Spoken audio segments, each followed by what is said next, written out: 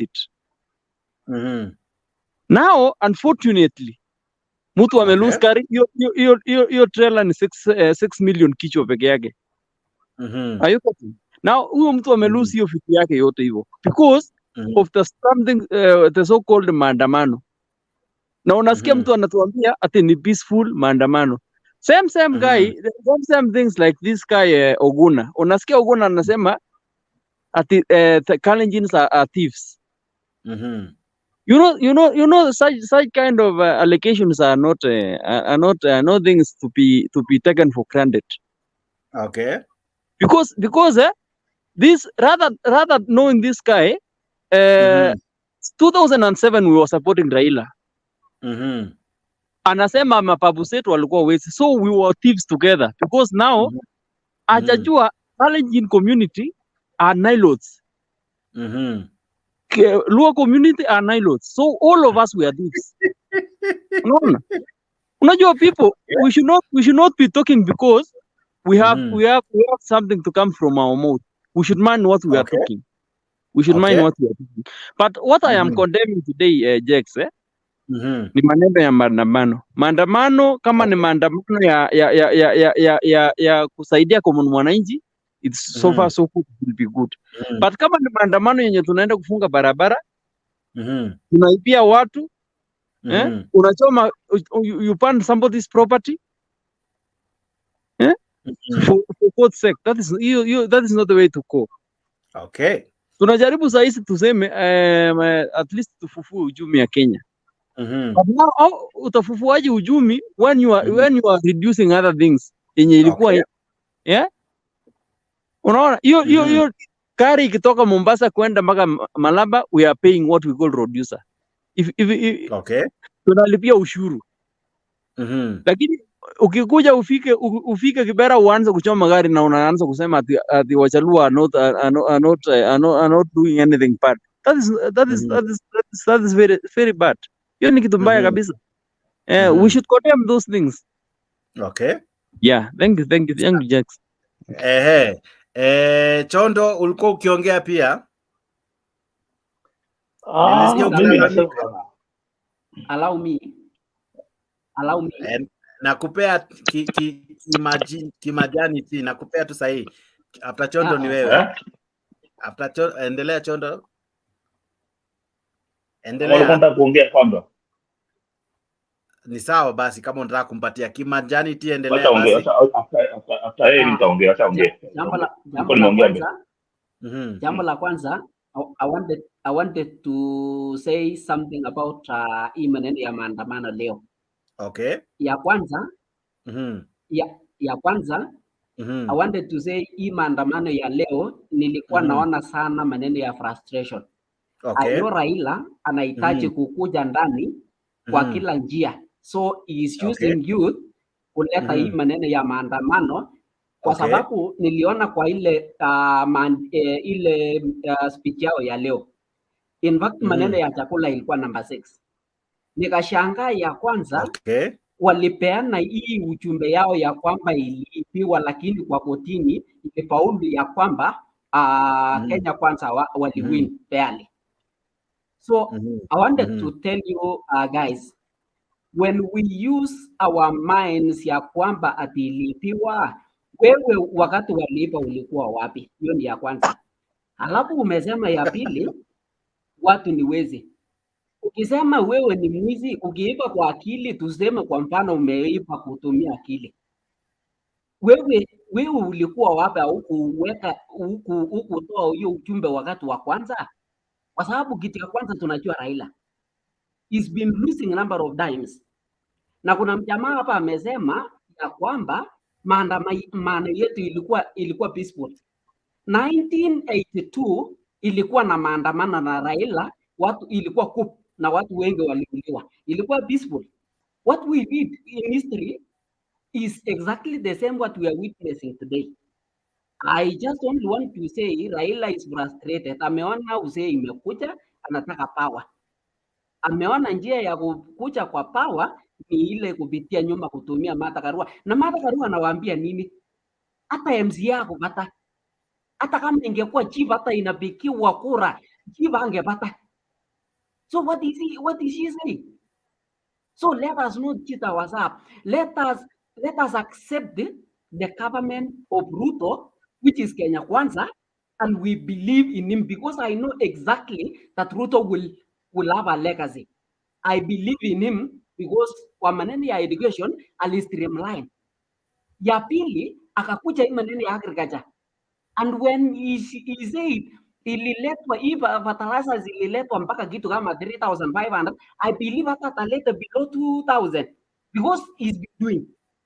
Let us accept that the economy iko mbaya na tujue jinsi ya kuhandle, then we go forward. Hii maneno ya maandamano hii kwanza wameharibu Kisumu.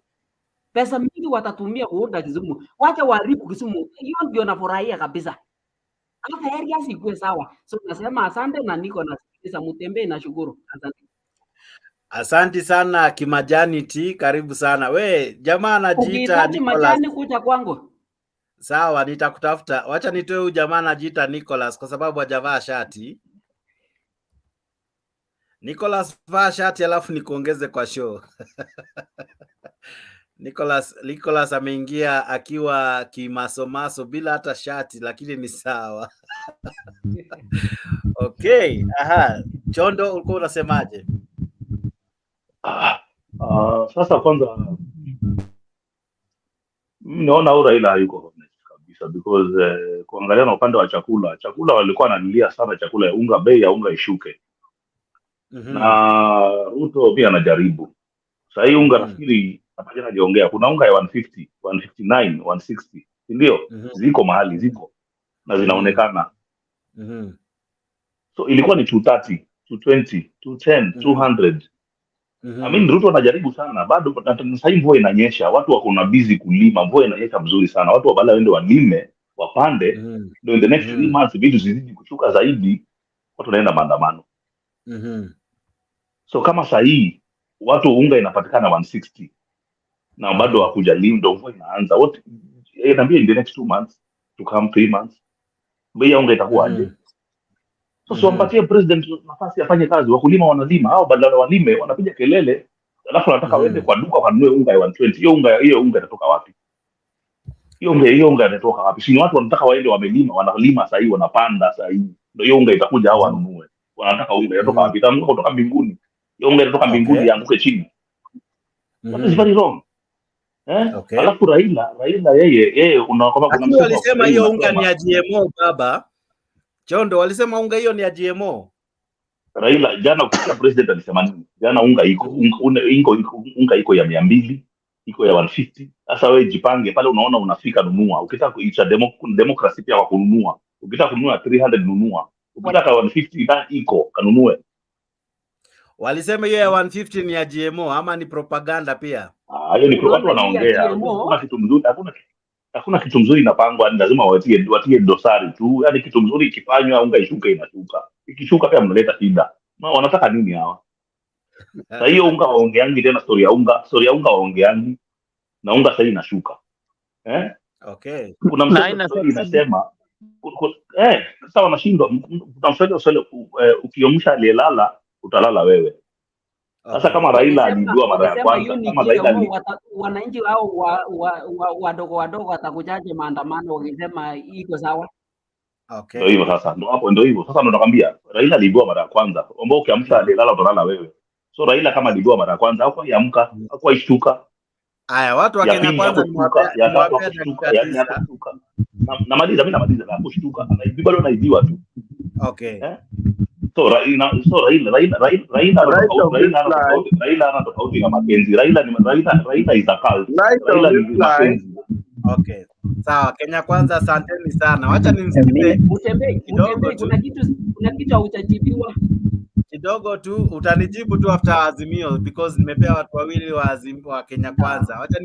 Wacha nipe jamaa ambaye ako na 4 in 1 ambaye ni Azimio 4 in 1. Alex Mackenzie. Agai pole Alex Didi. Vipi Jex bana? Hapa tumekaa mpaka sasa hata sijui niko wapi. Sasa ndugu yangu Guna amesema mimi niko Azimio na yeye amesema sisi tunaiba ng'ombe. Sasa mpaka nashangaa.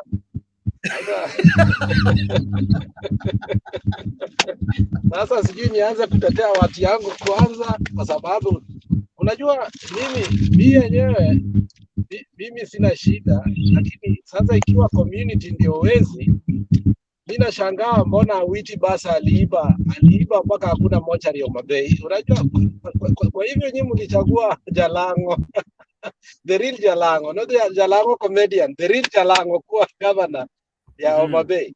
But Oguna, thieves are not communities. Thieves are individuals. When you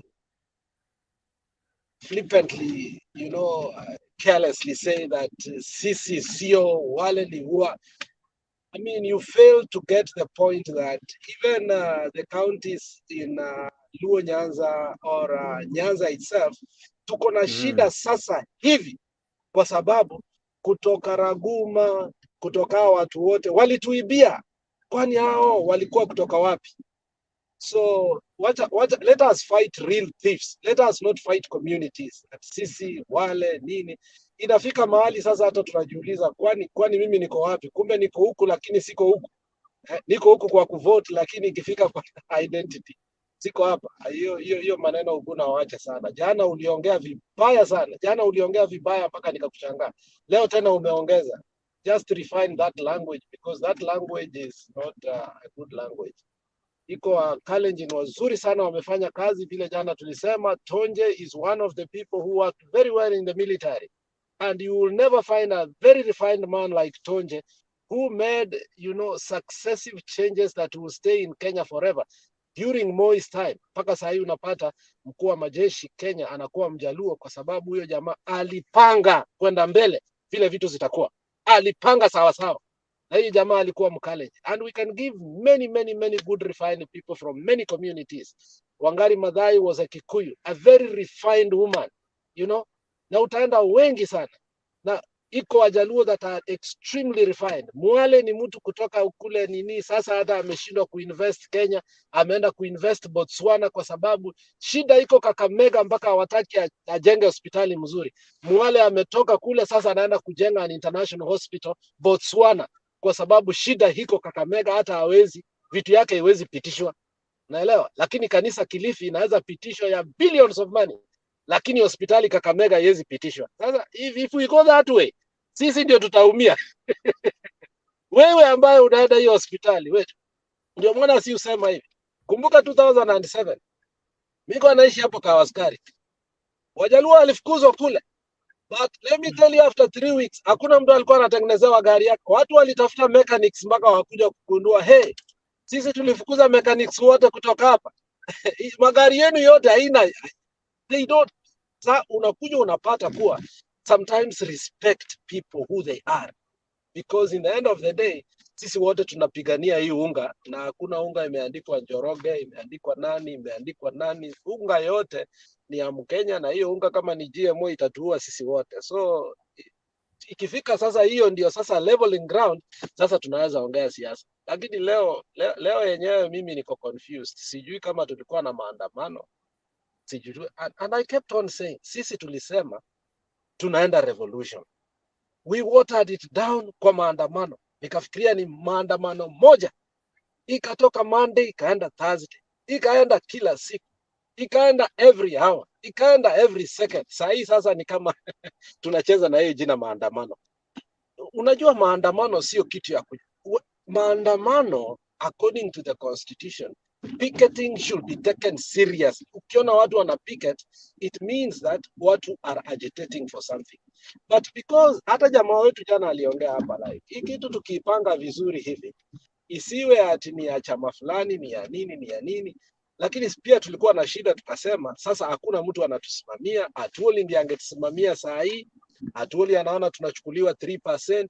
Sasa maandamano intakana watu ambaye hawajiwezi kama mimi hivi. Mimi niko na njaa, naona Jex yako vizuri kidogo. Niliona juzi Sifuna anatukana Davadi kwa hii mwili unaona kweli inaweza kaa bila chakula sijui miezi ngapi. Sasa saa hii nitakana tujiangalie, tujiulize sisi ambao hatujiwezi, from middle class, lower middle class, lower, mjiulize mko wapi? Kutetea government ambayo haifanyi kazi for 6 months. It is sad. Hata kama you voted for the person. Lakini tena kwenda kuumiza mtu ambaye pia sahi hakuna kitu kidogo ambaye inafanya uchumi pia inaendelea, pia ni tabaya. So we are cornered today. We do not know what to do. Tungekuwa na conversation again, tuone vile tunajiokoa, tungeenda mbele. Because mimi naona hii maandamano hatujui kitu tunaenda.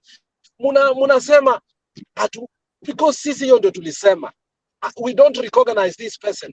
Today naona tunapeleka petition in the office of the same person. Me, I'm totally confused. Jex, I'm totally confused. Alex, we are legitimizing the same person.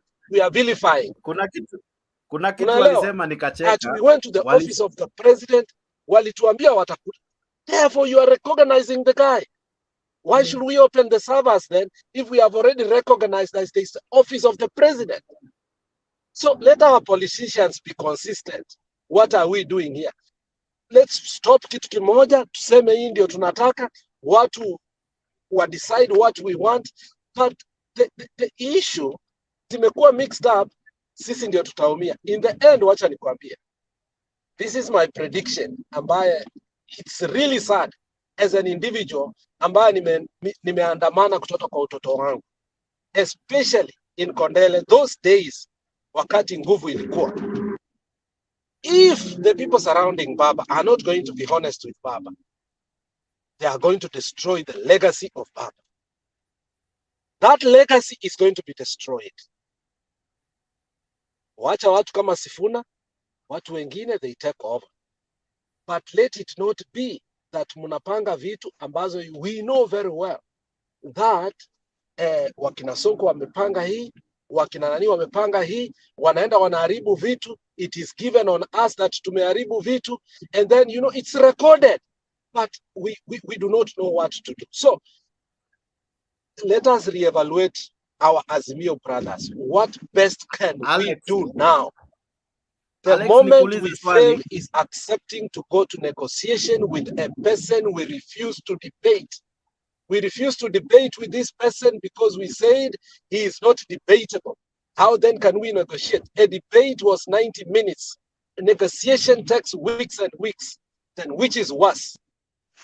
We must ask ourselves and say, we made a mistake. We recant what we did. We are not going to do it anymore. Because if you are munaandamana, nini fanyike? Mukae chini muongee ama mufanye nini? Munaandamana tumutoe ama tufanye nini? Because hata kwa bei ya hizi vitu zote ni kama tunaenda kuongea na yeye, na already ametupea vitu zingine ambazo saa ingine mimi nikifikiria tunaenda kuongea na yeye hivyo, nasema tu hata afadhali tu ni nyamaza. Amesema you as the opposition, me as the president, through the rules, the rule of the law and through parliament. My friend, hiyo ni kama mtu already tuko offside na tuna insist kupiga hiyo mpira kwenda kwa goal. Let us be honest and realistic kwa hii game. Ruto alitudanganya akaita Baba my brother, wacha tukae chini. Sisi tukamuita Dr. Ruto. Ruto reorganized himself. And today, where we were that Monday, where we were on 20th of March, that is not where we are today. That is not where we are. Today, we are seeing people like Atuoli ambao walitudanganya. Kata miti, kata miti. Wako na yeye huko kando bwana. I mean, it is so shameful on my side that there was a time I was cheering. I was really cheering Atuoli. So let us reevaluate ourselves. Now we are cheering people like Wairia. We are cheering people about 2007 gave us a heck of a problem. A heck of a problem. We cannot win this battle when we have enemies within. We have so many enemies within. We must crush them totally. Kama nyoka, we finish them. Then we say, liwe liwalo, sasa wacha tuende mbele. Then we will be respected. But we cannot be having people that the next day, they are not with us. Therefore, mtu ambaye anakuwa confused hapa ni mimi na wewe. Una support passionately. The next day, you are hurt passionately. One day you are very hot. The next day you are ice cold. Wacha tujiulize sisi, what do we want? Na sisi wenyewe we carry on this mantle. Na tulianza vizuri sana. before wanasiasa waingilie bunge la wananchi, tulikuwa vizuri sana. I swear to you, because hiyo time ungeona wakina Gaucho wanaongea, wakina Nuru Okanga wakiongea, wakina nani wakiongea, unajua ni sauti. Lakini wakati walianza kupewa pesa, wakati Gaucho alianza kusema, Gaucho anatudanganya kuwa Jalanga alimwambia aende Kenya Kwanza apewe 50 million, alafu anakuja kwa channel fulani anaanza kutuomba 1000 apewe watu kesho yake transport waende maandamano. That is when I saw that kuna ujinga hapa, kuna ukora hapa. Wacha tu, if we can't be honest where we are, we can't pave way through. Hao wengine wanatumia uongo ukweli, na hiyo uongo yao they are persistent and consistent with this. Sisi hatujui kama ni ukweli, kama ni uongo. Sasa all these things are making us confused. Maandamano ya leo ilikuwa a big joke. That is according to me. Thank you. Wacha nikuulize tu swali moja. Mbona is it that unaambia wafuasi wa mke 6 but wewe the cameras reflect you from around 4ish there? What could be the challenge there? I do not want to comment on that because it has its own. Wacha nikwambie Jex mahali imefikia. Mahali imefikia Jex, wacha watu waanze kutumia akili. This euphoria, this hard mentality, this critical thinking ambayo tuko nayo, ambayo imetolewa, it is going to make us not to make critical decision. Yesterday, we had a good friend here who said, mimi mwenyewe maisha imeniumiza, but nataka kuandamana. But sijui kama hii maandamano ni mzuri ama si mzuri. Let us look at those also who are hurting and those who have been hurt, those who are lied to. Kama huyo, even if I criticize him, it doesn't make any sense because alitoka kule kwa sababu anasema alidanganywa. Standard of living imekuwa ngumu. Let us harmonize ourselves, have a common goal to endelea. Lakini hizi vitu zingine tukaanza kiingia za siasa, zingine za security za nini, we lose focus ya bei ya unga, school fees, and all these things what we are hurting. If those things be the center of heart, Wakenya wataishi vizuri. But Jex, ukiuliza maswali kama hizo, tutakuwa tuna divert from our problems. Tuko na shida Jex. Maisha ni ngumu. School fees imeenda juu. Watu wanakatwa mshahara. Nyumba zimeenda juu. Mafuta imeenda. Those problems are numberless. But kwa sababu hatuwezi kaa chini tujue tu vile tutazisolve, Kenya Kwanza wanasema hivi, sisi tunasema hivi, wanasiasa watacheza na sisi mpaka 2027. Hakuna mahali Ruto anaenda if currently this is what we are doing. There was a time Ruto mwenyewe aliogopa na alikuwa na stress. Sio sahi. Thank you. Okay. Paul Oguna, right of reply before nipe Kenya Kwanza tena. Alafu niongeze kitu ingine. Kimajani ninakupatia, wacha nimpe Paul Oguna kidogo alafu nikupatie. Aya, Paul Oguna, washa mic. It's okay, niko on, lakini nilikuwa nataka kujibu tu ile maneno ya unga. Walisema nitakupea dakika 2 ya kuongea, nitakupa tu, ngojea kidogo. Paul Oguna. Huyu jamaa ko hurt sana, lakini wacha niseme ya kwamba naomba sana msamaha. Umejua pia saa zingine hizi vitu zinakuanga emotional, na sana sana wakati wengine wamejumuisha kabila nyingine. Leo asubuhi nikiamka tu niliangalia nilipata notification na nikaona Facebook account ya Mbugua, huyu Simon Mbugua mwenye alikuanga Yala MP, na ile matamshi yake ilifanya hata nikasirike sana, kwa sababu alisema ati Wajaluo na Raila wanachoma basi ya Wakikuyu Nairobi.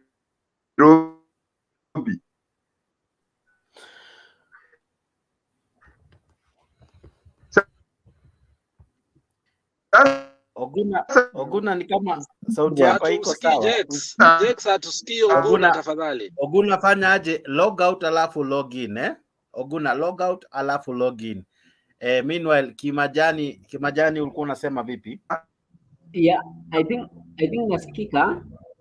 Endelea. Ndio nilikuwa naongelelea hii maneno ya unga, walisema ni GMO. Sijasikia daktari yeyote akisema ni GMO, kwa sababu watu wenye wanafaa kupima hiyo ni madaktari.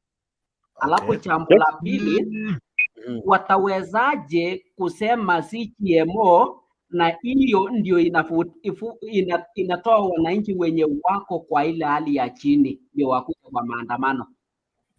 I see the main reason ni kuleta hii ikuwe GMO ndio ikuwe backup yao ya wananchi wa chini wadogo wadogo wakuje wafanye maandamano. But for very sure hii Kenya ni yetu, na hii ni maoni mzuri kwa kila mmoja, hata mwenye yako Azimio na Kenya Kwanza, ya kwamba hii Kenya ujengwa na kila mmoja. Saa hii kama leo nililokiwa huko upande wa Ngong, the reason ni maandamano iko mbele na nimekosa kuuza majani ya leo. So watoto wangu watakula nini? Hili ni swali ambalo inafaa sisi hata tujiulize kama tuna hustle, kwa sababu kila mmoja ana hustle. So iwapo wewe una hustle na leo umeenda maandamano hujapata kitu yenye ulikuwa unatarajia, watoto watakula nini? So watoto wakikufa Raila hawataona. Sawa.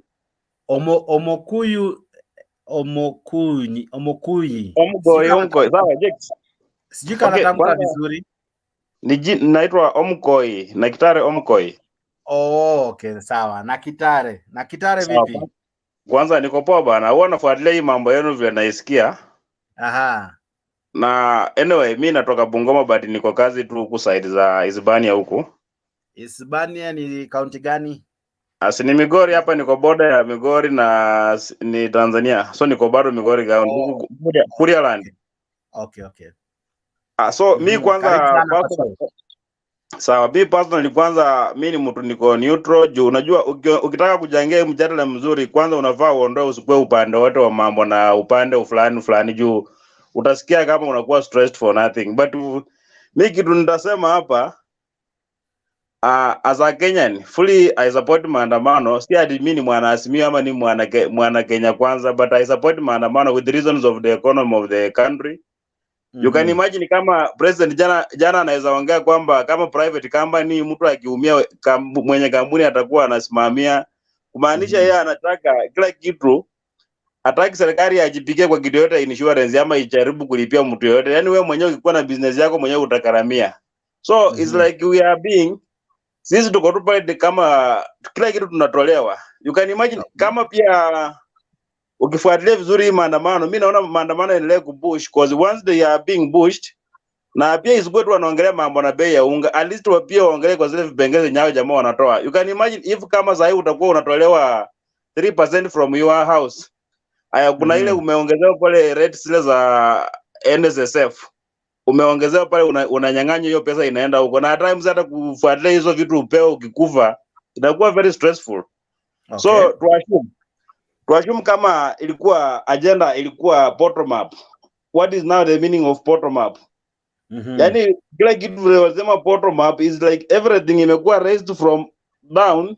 Compare hata na hizo miaka zingine bana tumekuwa kwa election, maandamano hii nyingine hata haiko inasaidia, lakini hii ya saa hizi hii government yenye iko my friend needs to be pushed. Na ukiona maandamano yenyewe iko peaceful, but the problem is that kama hao jamaa wanataka watu wacha wapee watu nafasi waende street, na waambie wenye biashara pia wajunge biashara zao, watu wasiende. Why do you open business kama unajua maandamano watu wanapita pale na watu watakuwa wananunua juu wako busy kwa maandamano? Lakini kama gari iliyochomwa, hiyo gari ilikuwa na makosa gani? Sasa unajua my friend, at times pia gari kuchomwa, tuseme kwa mfano mimi personally nimepita mahali kuna maandamano, hiyo pia ni negligence ya driver. Kama wengine walirudi, kwani magari ngapi zilirudi na zikuchomwa? Yake tu peke yake ichomwe?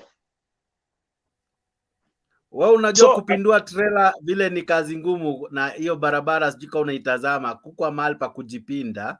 Lakini ulikuwa mwenyewe alidespa akasema wengine walikuwa wamesimama kule wakaambiwa barabara iko sawa, lakini wengine wakapendua wakarudi. Sasa hiyo ni pia negligence. Unaona bro? Yeye pia kama wewe umeambiwa barabara imefungwa, wenzako wamesimama, mbona wewe uende peke yako bana? Yeye huyu jamaa mwenyewe ama mwenyewe ndiye alirisk. angesimama pale. Mbona gari zingine zikuchomwa na pia trailer zingine mwenyewe alitest akasema zilikuwa zinakuja, wengine wakabaki kule na yeye akawaambiwa ati iko sawa akakuja. So negligence pia at times ina cause so many chaos. Angesimama pale atulia aambie mdozi bana, mziko au utaenda bado hali si sawa, juu ingeeleweka. Alafu pia mimi naona hii maandamano ili serikali iweze hii maandamano, wacha wapea jamaa chance waende watemose. Watu watachoka tu na warudi kwa nyumba, na at the end of the day wanakaa na kile kitu inakuwa normal. Lakini unajua the more wanakuwa na ile force ya polisi, force na raia, na vile pia jana tumesikiza speech ya Labor Day. Mimi niliona hiyo speech pia haikuwa speech yenye pia inaleta shangwe sana, juu we expected more from the government, at least tuone kama maisha pia inakuwa stabilized kidogo ama subsidized kidogo. But ni kama tu sasa hizi wenye tunafanya kazi tunanyonywa, kile kitu unapata unanyonywa kidogo ikienda kule, lakini hakuna kitu unapata kule. So ni kama umesema mwenye ako navyo bana ni bado tu ndiye anapewa. Kama Biblia inasema pea wale walio navyo, so sasa hizi ndio sisi tunafanya. Okay. So if we are really Kenyans na tuna reason vizuri as Kenyans, tuondoe siasa ndani yetu, alafu tuangalie vile hii maisha inaenda na vile pia serikali yenyewe iko inatucover. Tutajua kweli whoever is doing maandamano, if they will be allowed to do it peacefully na watoe zile agenda zao mzuri. Naona hii serikali pia itakuja ilainisha na watakuwa wananyorosha hii serikali yetu. Jex, moto yangu inaisha. Msimamo. Jex, moto yangu inaisha. Lakini msimamo wangu mimi ni kwamba mimi na support tu maandamano iendelee. Nilikuwa na msimamo, ni mtu anaitwa msimamo, ndugu yangu, si wewe, si msimamo. Msimamo simu yangu inaisha Jex, lakini wacha niseme kitu haraka. Ukisema kwa nini mtu anakuja kufanya biashara na anajua kuna maandamano, alafu tena unasema kuwa maisha imekuwa mgumu, wewe kama ni Mkenya na unajua maisha ni ngumu, lazima you know, those are conflicting statement. Alafu tena baadaye unasema wacha maandamano ikue peaceful. So how can it be peaceful? Wewe umekuja kwa vitu zako, tena ulize kwa nini umekuja maandamano, yani kwa nini umekuja biashara na kuna maandamano. You see, those are conflicting things, and that's why I kept saying sometimes tunajiua bila kujua, mpaka watu wanajiuliza tunajua kweli kitu tunataka. If maandamano ni peaceful, mbona mtu aogope kuja biashara? That's the question. And then baadaye unauliza mbona mtu akuje biashara akijua kuna maandamano? Atatoa wapi unga kama msimamo? Wacha nimwambie jamaa ametoka kwanza. Yes, most kidogo tu hajatoka. Kuna jamaa ametoka sasa hivi ameuliza maswali Ako ndio huyo jamaa anasema hajatoka. Huyo anasema simu yake imefanya nini? Nitamjibu kidogo tu, wacha tumsikize msimamo alafu nitakupa nafasi. Nitamjibu. Haya, msimamo vipi? Jekta safi, mambo vipi? Niko salama. Mimi huwa napenda kukata. Nakupea nafasi jamaa, nadhani ni yeye nimemwambia atangaze msimamo wake. Si mbaya. Madamu hajajua kufanya kosa si kosa. Kufanya kosa si kosa, ila kurejelea kosa ndiyo kosa. Kwa hiyo si kosa haswa kaka yangu hapa. Uhali gani? Kuweza kusema mimi ni mzima wa afya. Okay. Japo ugonjwa wangu huwa nachukia sana propaganda na uongo kwa jinsi na vilijali taifa langu. Okay. Unajua ukweli lazima tuzungumze. Okay. Siku zote ukitega na mjanja, basi sometimes unakuwa kama mjinga hivi kuweza kumwangalia je ataishia wapi.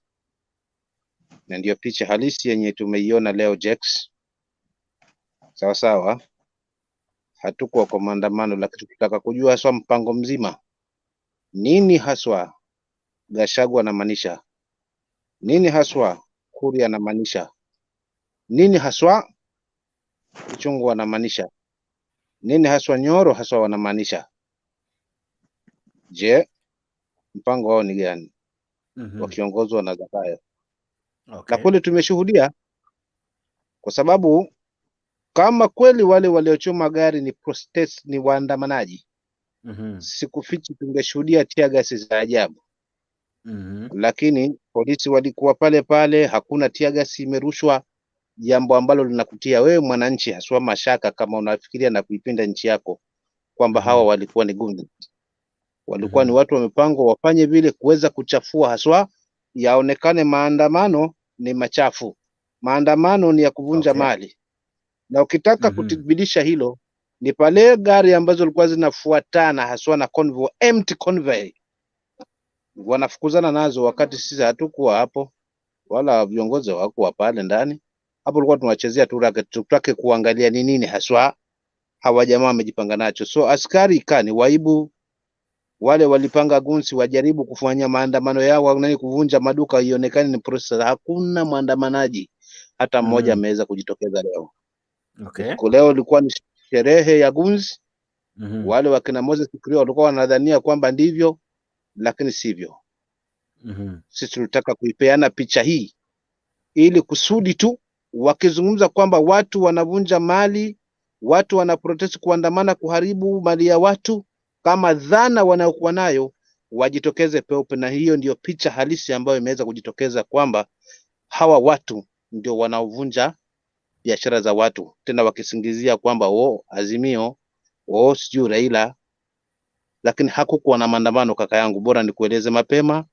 Watu wamefukuzana zile convoys ambazo zilikuwa zinaenda kwa spidi na hazikuweza kusimama popote, kusudi tu kuiweka picha wazi.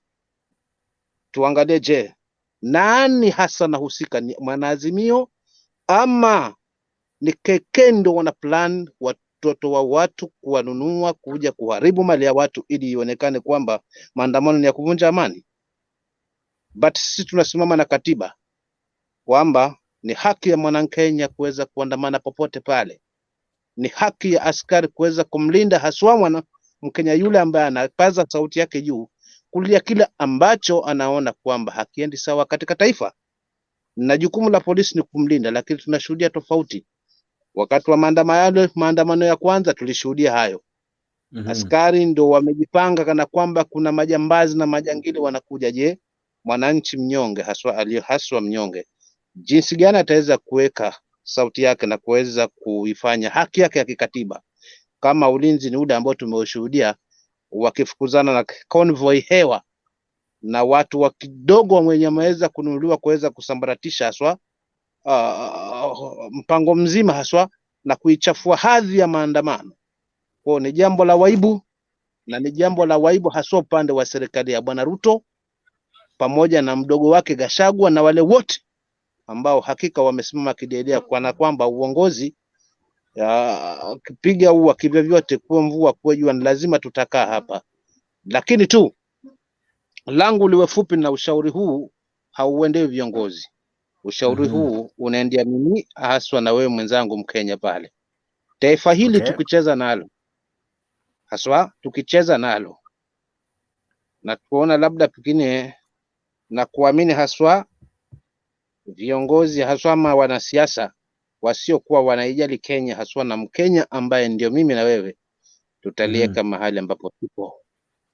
Wakati tuzungumze kweli na tuwaelimishe haswa wa Kenya kweli, na tusimame katika haki, kwa sababu kinachokosekana hapa katika hili taifa na hakizungumziwi haswa na wanasiasa ni haki. Nadalia amani, lakini kama haki haipo, basi amani ile ni kazi bure. Na amani isiwe msitu wa kuizamisha haki. Sharti haki isimame. Nitazungumzia pale, lakini leo hakuja kuwa na maandamano. This was a game plan, na tukashinda 4-0.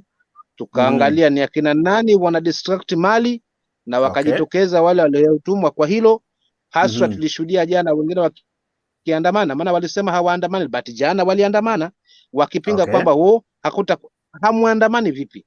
The same people ni wale tuliwashuhudia wakikata miti kwa shamba la Uhuru. The same people ni wale tuliwaona katika ofisi za juzi Jubilee. The same guys wenye so ni nini hapa? Alafu mwisho kabisa Jex, kibaya zaidi nitarudi kwa jamii ya Wakikuyu, haswa hawa wanaowafuata viongozi Gachagua, Kichungwa, Njinyoro, siyo na kina Kuria. Vijana wale wanatumika wote ni wa Central. Sijaona mtu wa pwani pale. sijaona mtu wa kwa kina Mudavadi, wala sijaona mtu hata kwa kina Ruto. Wakikuyu, you might be in for it if hamtawaanza kuwachakachua na kuangalia viongozi wenu Central, mnaichimbia shimo na one day mtakuja kuyakumbuka haya. Asante. Hayo tu ndio ujumbe nilifika nao hapa, na mimi nitasimama haswa kusema sharti haki tuitafute, tuinusuru hili taifa. Asante. Okay. Asante sana msimamo kwa maneno yako. Ninamuona Nicholas Yongo. Nicholas Yongo, vipi? Nicholas Yongo, washa mic yako alafu endelea kaka. Nicholas, ni wewe ambaye unainua mkono, endelea. Nicholas, endelea. Nicholas Yongo. Poa sana. Vipi habari leo? Niko poa. Uko poa, endelea. Maoni yako ni yapi? Demonstration. Yeah? Maoni yako ni yapi? Endelea. Ndio nasema chanzo cha hii maandamano sio ati ni mambo na gharama ya maisha. I think hii ni mambo na sava ambayo imeleta shida sasa. Okay. Ukiangalia za Azimio, hiyo mambo ya unga ni just shadow tu, lakini ukweli wa mambo ni kwamba wanataka sava zifunguliwe. Na I think, kuna jambo fiche kwa hii process, kwa sababu naona kama rais ana defend sana hii mambo ya kufungua sava. And I think kuna kitu hapa. So na hii mambo ya maandamano ni kama kuna profiling ya certain tribe yenye inafanya maandamano, mostly specifically the Luo. Na kuna fitina kutoka Central. Ukiangalia viongozi wao akina Kuria, Gachagua wameonyesha kuna mambo.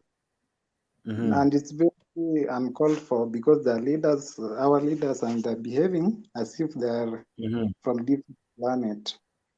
Okay. So that's hiyo ndio mchango wangu wenye nitaka kusema.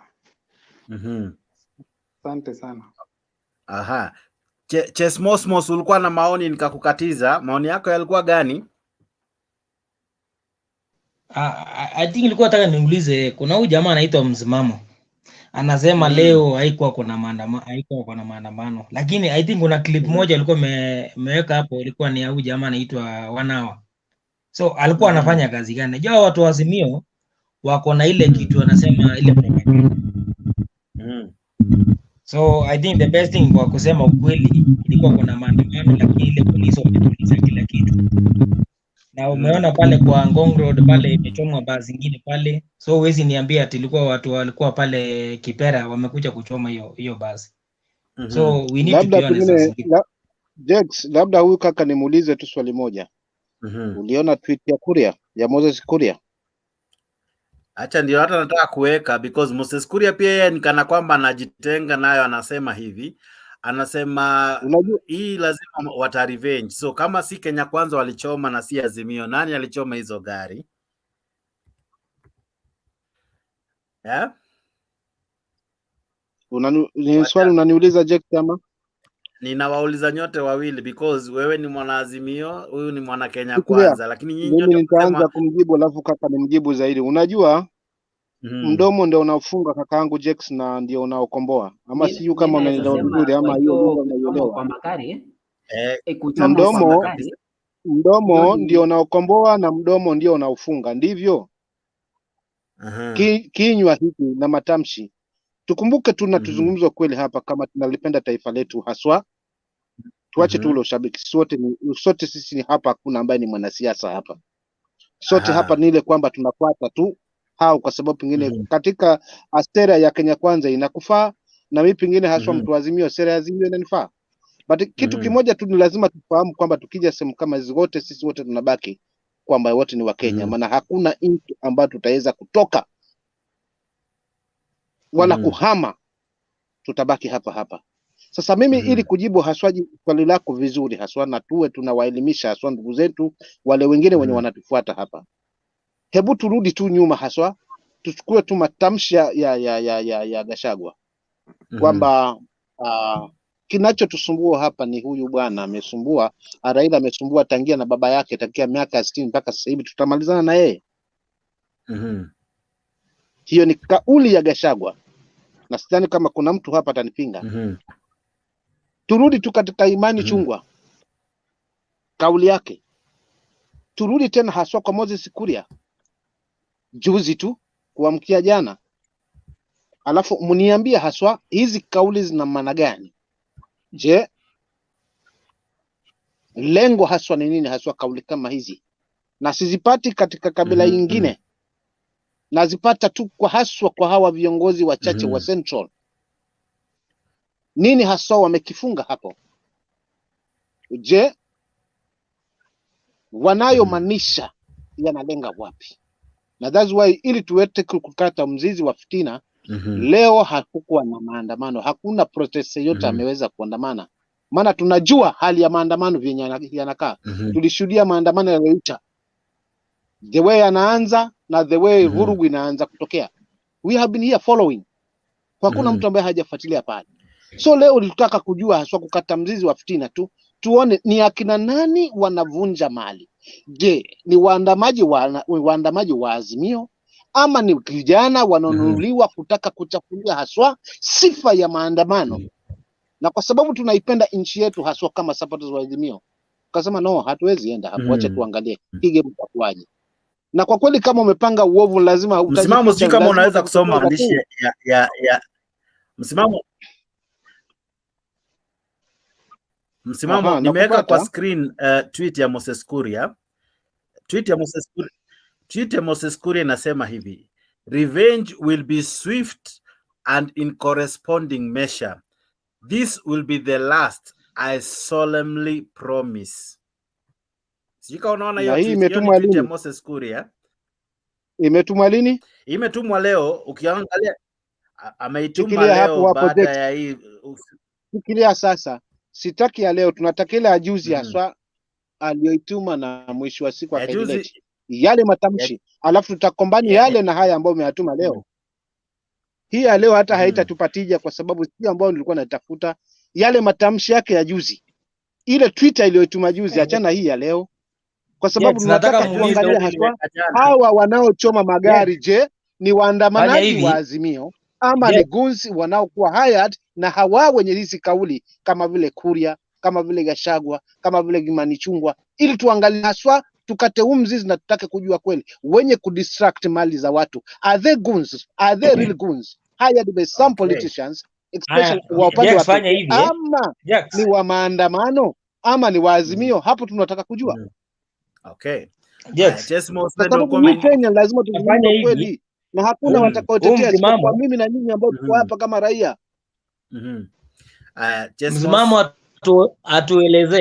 Msimamo atuelezee. Nimeona pale bado Kisumu kuna vijana walikuwa wanachoma barabara wakifanya nini, akirusha mawe. So inamaanisha nini? Kuria nani jamaa amepeleka watu wengine Kisumu? Hilo lina uwezekano kwa sababu hata hilo lina uwezekano pia kwamba wanaweza tuma watu kule, kwa sababu those pia waliweza kuchoma ile ofisi ya UDA. Huwezi niambia wale protesters. Umenielewa vizuri? Na ukitaka kuna uongo haswa, ujue kwamba mimi ninachokizungumza huwa mimi nakizungumza si kwamba natetea jamii yangu wala natetea supporters wangu. Unaweza kuhakikisha kwamba ile ilikuwa plan, ile inaenda kwa painted, ije ivunjwe, ionekane kwamba Kisumu wameharibu mali, lakini kila ambacho kiko pale tunaficha ugonjwa ndani ya nyumba.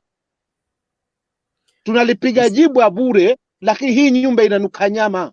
Laiti kama tungekuwa na haki katika uchaguzi na Ruto anaamini kwamba amechaguliwa kihalali na wananchi, si kwamba alishinda kesi mahakamani, angefungua sava tangia mwanzo akasema nataka kukata mzizi wa fitina, mwananchi aelewe, afanye hivi. Kwa hivyo kama ni sawa, wacha tufanye hiyo auditing, well and good. Nikipita sawa, sijapita fine.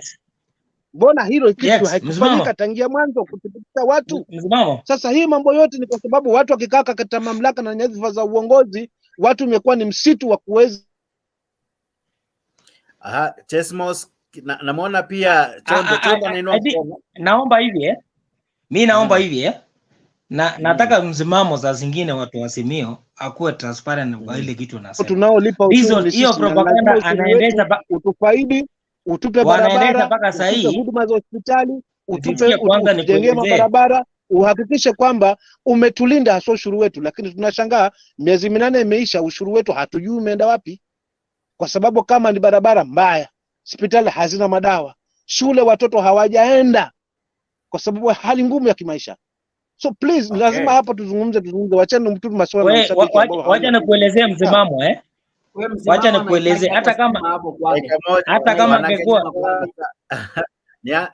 moja, acha nianze na nani? Acha nianze na Chesmos. Nyinyi hata mkizungumza 3 kwa 6 kwa pamoja hamniwezi. Wacha nikwambia, hata nikibaki peke yangu hamniwezi. Si ati kupishana hapa, lakini tunasema sikia kwanza msimamo Chesmo. Ndio tunasema hata kama angekuwa Raila amepata ikuwe president, in 6 months huwezi niambia mbadilisha kila kitu. So tukiweka kitu nasema ati madawa hakuna, sijui unga, hata kama angekuwa na Raila haingekuwa logic kwa niambia ati imepunguza mpaka sasa. So there is a process. Then this process inataka Ruto afanye sahihi, ndio sasa unaleta maandamano. Kwanza so I think the best thing ile kwamba kwenye comment section Jackson anambia ati mimi nashinda na rais. Ati comment section wanasema nini? Hapo kwenye comment section kuna mmoja ananiuliza hivi, naambia ati msimamo anashindana na rais. Wewe unashindana na rais? Kwani rais anaongoza miti ama wananchi? Rais anaongoza miti ama anaongoza wananchi? Zedi alikuwa kwa show, najua amekuwa akiongoza na uhuru. Raila amekuwa akiongoza msimamo, wacha kutupeleka kwa Chondo washa kidogo tu moja Kenya nyinyi hamniwezi hata mkaja moto akivua hata mji wa nne. Msimamo nimekuona kwamba wewe ni mtu mzee na hapa tunachadiliana mzuri. Nimesema ya kwamba Ruto amepewa hii kazi na mwezi 6. Ako sahi kwa mwezi 6. Na ila nchi na uhuru unga ilikuwa 230. Mimi nataka tu kusema msimamo ya kwamba kuleta ile majadiliano mzuri, hata kama tunaegemea upande fulani, tujue ya kwamba 6 months Ruto ndio ako kwa power. Alafu kuna swali na Kitare amesema kuhusu hii maneno ya hii serikali ambayo iko sahihi. Ameulizia kuhusu hii bei ya commodities. Unajua hata mimi mwenye hata niko Kenya Kwanza, mimi nanunua hiyo unga na 159. Hawajanipunguzia kwa sababu niko kwa Kenya Kwanza, lakini kwa sababu najua maneno mbele itakuwa sawa.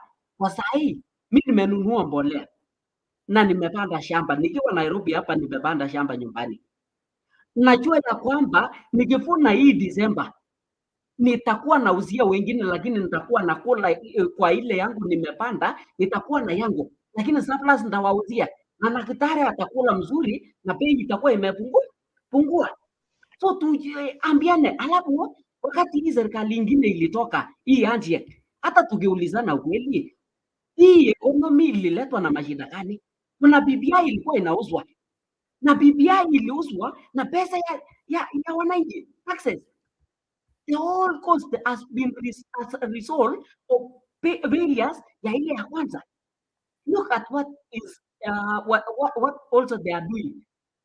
It is like they are not knowing that hii resources ya hii serikali yenye tuko nayo saa hii ilichangiwa na ile mashida ya Cobas yenye ilichukuliwa pesa zote. Tuelezane ya ukweli. Mimi niko na imani Ruto atapunguza. Niko na imani Ruto ni kijana kukompea na Raila. Raila ilikuwa kwa remote. Ange remote na ilikuwa na uhuru. Look at the way things are being done in Jubilee. Uhuru ametolewa. So let us be gentle and answer. Uhuru ametolewa na nani wewe ndugu yangu? Mbona si uko Kenya gani kaka wewe? Uhuru ametolewa na nani kwa Jubilee? Nani amekwambia ametolewa? Jax, kidogo tu kuna kitu niongezee pale. Kuna mtu amesema, ameuliza hapo kwa comment section kwamba mbona kina Sifuna wamekuwa tear gas. Hiyo ni kweli, wamekuwa tear gas na hawakuwa na chochote. Na nashangaa guzi wale walikuwa wakichoma magari, where were those police with the tear gas? Jukumu la polisi ni nini? Na mbona hakuna tear gas imerushwa pale, hakuna chochote kimeendelea pale kwa polisi? Hata bora hawa waliokwenda haswa na hiyo petition ambayo Alex alikuwa anaipinga kwamba alikuwa anapeleka petition wapi, fine, they did their part. Mbona watupiwa matia gas mapema tu? Hawa polisi wakati gunzi wakichoma gara, where were they? If kama hii si plan, if hii si mchezo yenye ilikuwa imepangwa, unajua Jex, we must, if we want to be safe in this country, lazima tuondokane na siasa ya propaganda na uongo. Once tukiondokana na hapo, taifa letu tunalipeleka mahali. Hii propaganda na siasa ya uongo imetuharibu automatically. Na ndio maana imepoteza haki, na ndio maana inatuachia maana kama ni kweli, kama haswa tunazungumzia ukweli hapa, hizi kauli zimezungumzwa na viongozi wenye nimewataja, ni nini haswa reaction ya government kuhusiana haswa na kauli kama zile? Kwa sababu si kauli nzuri, ni kauli haswa za kutisha, ni kauli za kutamausha. Lakini je, action gani imeweza kutolea? Bado kauli kama zile bado zipo. Tutapoteza, tutamalizana na huyo mzee. Tutamalizana na huyo mzee for how long? Huku mwananchi akipata tabu huku. Ati tunasema huyu kaka anasema tuvumilie, Ruto bado ni kijana. Ni unatetea kwa sababu ni jamii ama unatetea kwa sababu ni Mkenya? Okay. Poleni, wacheni niende. Chondo washa mic nikusikize. Chondo washa mic.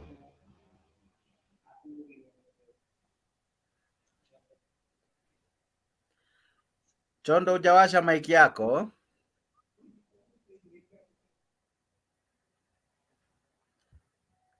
Chondo washa mic. Okay. Chondo anapojiandaa kuwasha mic. Asante sana wewe ambaye unajiunga nami. Na majority. Asante sana wewe ambaye unajiunga nami. Hii ni show yako, show ambayo inakukujia moja kwa moja kupitia Mutembei TV. Zaidi ya yote tuko sponsored leo na Optiven. Optiven wanakutangazia mambo mazuri and affordability. With our fully stocked supermarket of value-added residential and commercial properties in prime locations across the country, we cater to all your needs. Some of our projects include Achievers Paradise in Ngong, Ushindi Gardens in Nakuru, Great Oasis Gardens in Nanyuki, Kidhimani Springs along the Thika Garissa Road, Hekima Gardens in Nyeri, Garden of Joy in Machakos, Wema Gardens in Arumoro, Tulivu Gardens at Konza Technopolis, and Love Gardens, Gado County.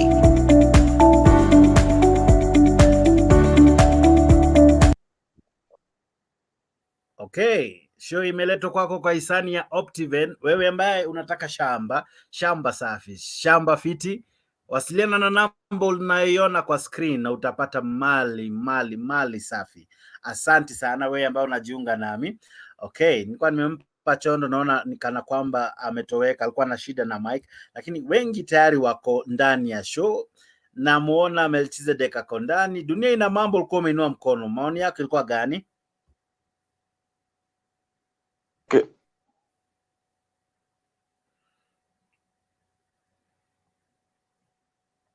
Okay, na Kitale washa mic. Sawa. Nasema hii show by the way iko sawa sana. Unajua pia ni kuongeongea hivi mzuri pia, at least watu wanaondoa ile pressure iko ndani yao. But the only issue tuko nayo ni kwamba mimi nikiwa Mluya, huyu akikuwa Mkale, huyu akikuwa Mjaluo atatetea upande wake. But ingekuwa unasikia Mjaluo anaongea upande wa Azimio ama Mkala ongea upande wa Kalenjins, ingekuwa hii kitu tunaenda vizuri sana. But the issue ni ile tunasema mambo ya nyumbani. But in fact, the fact remains, we are all Kenyans. Iwe bei ya unga ikuwe 200, ikuwe 50, we are all Kenyans, tutakuwa tuna access. So unaona?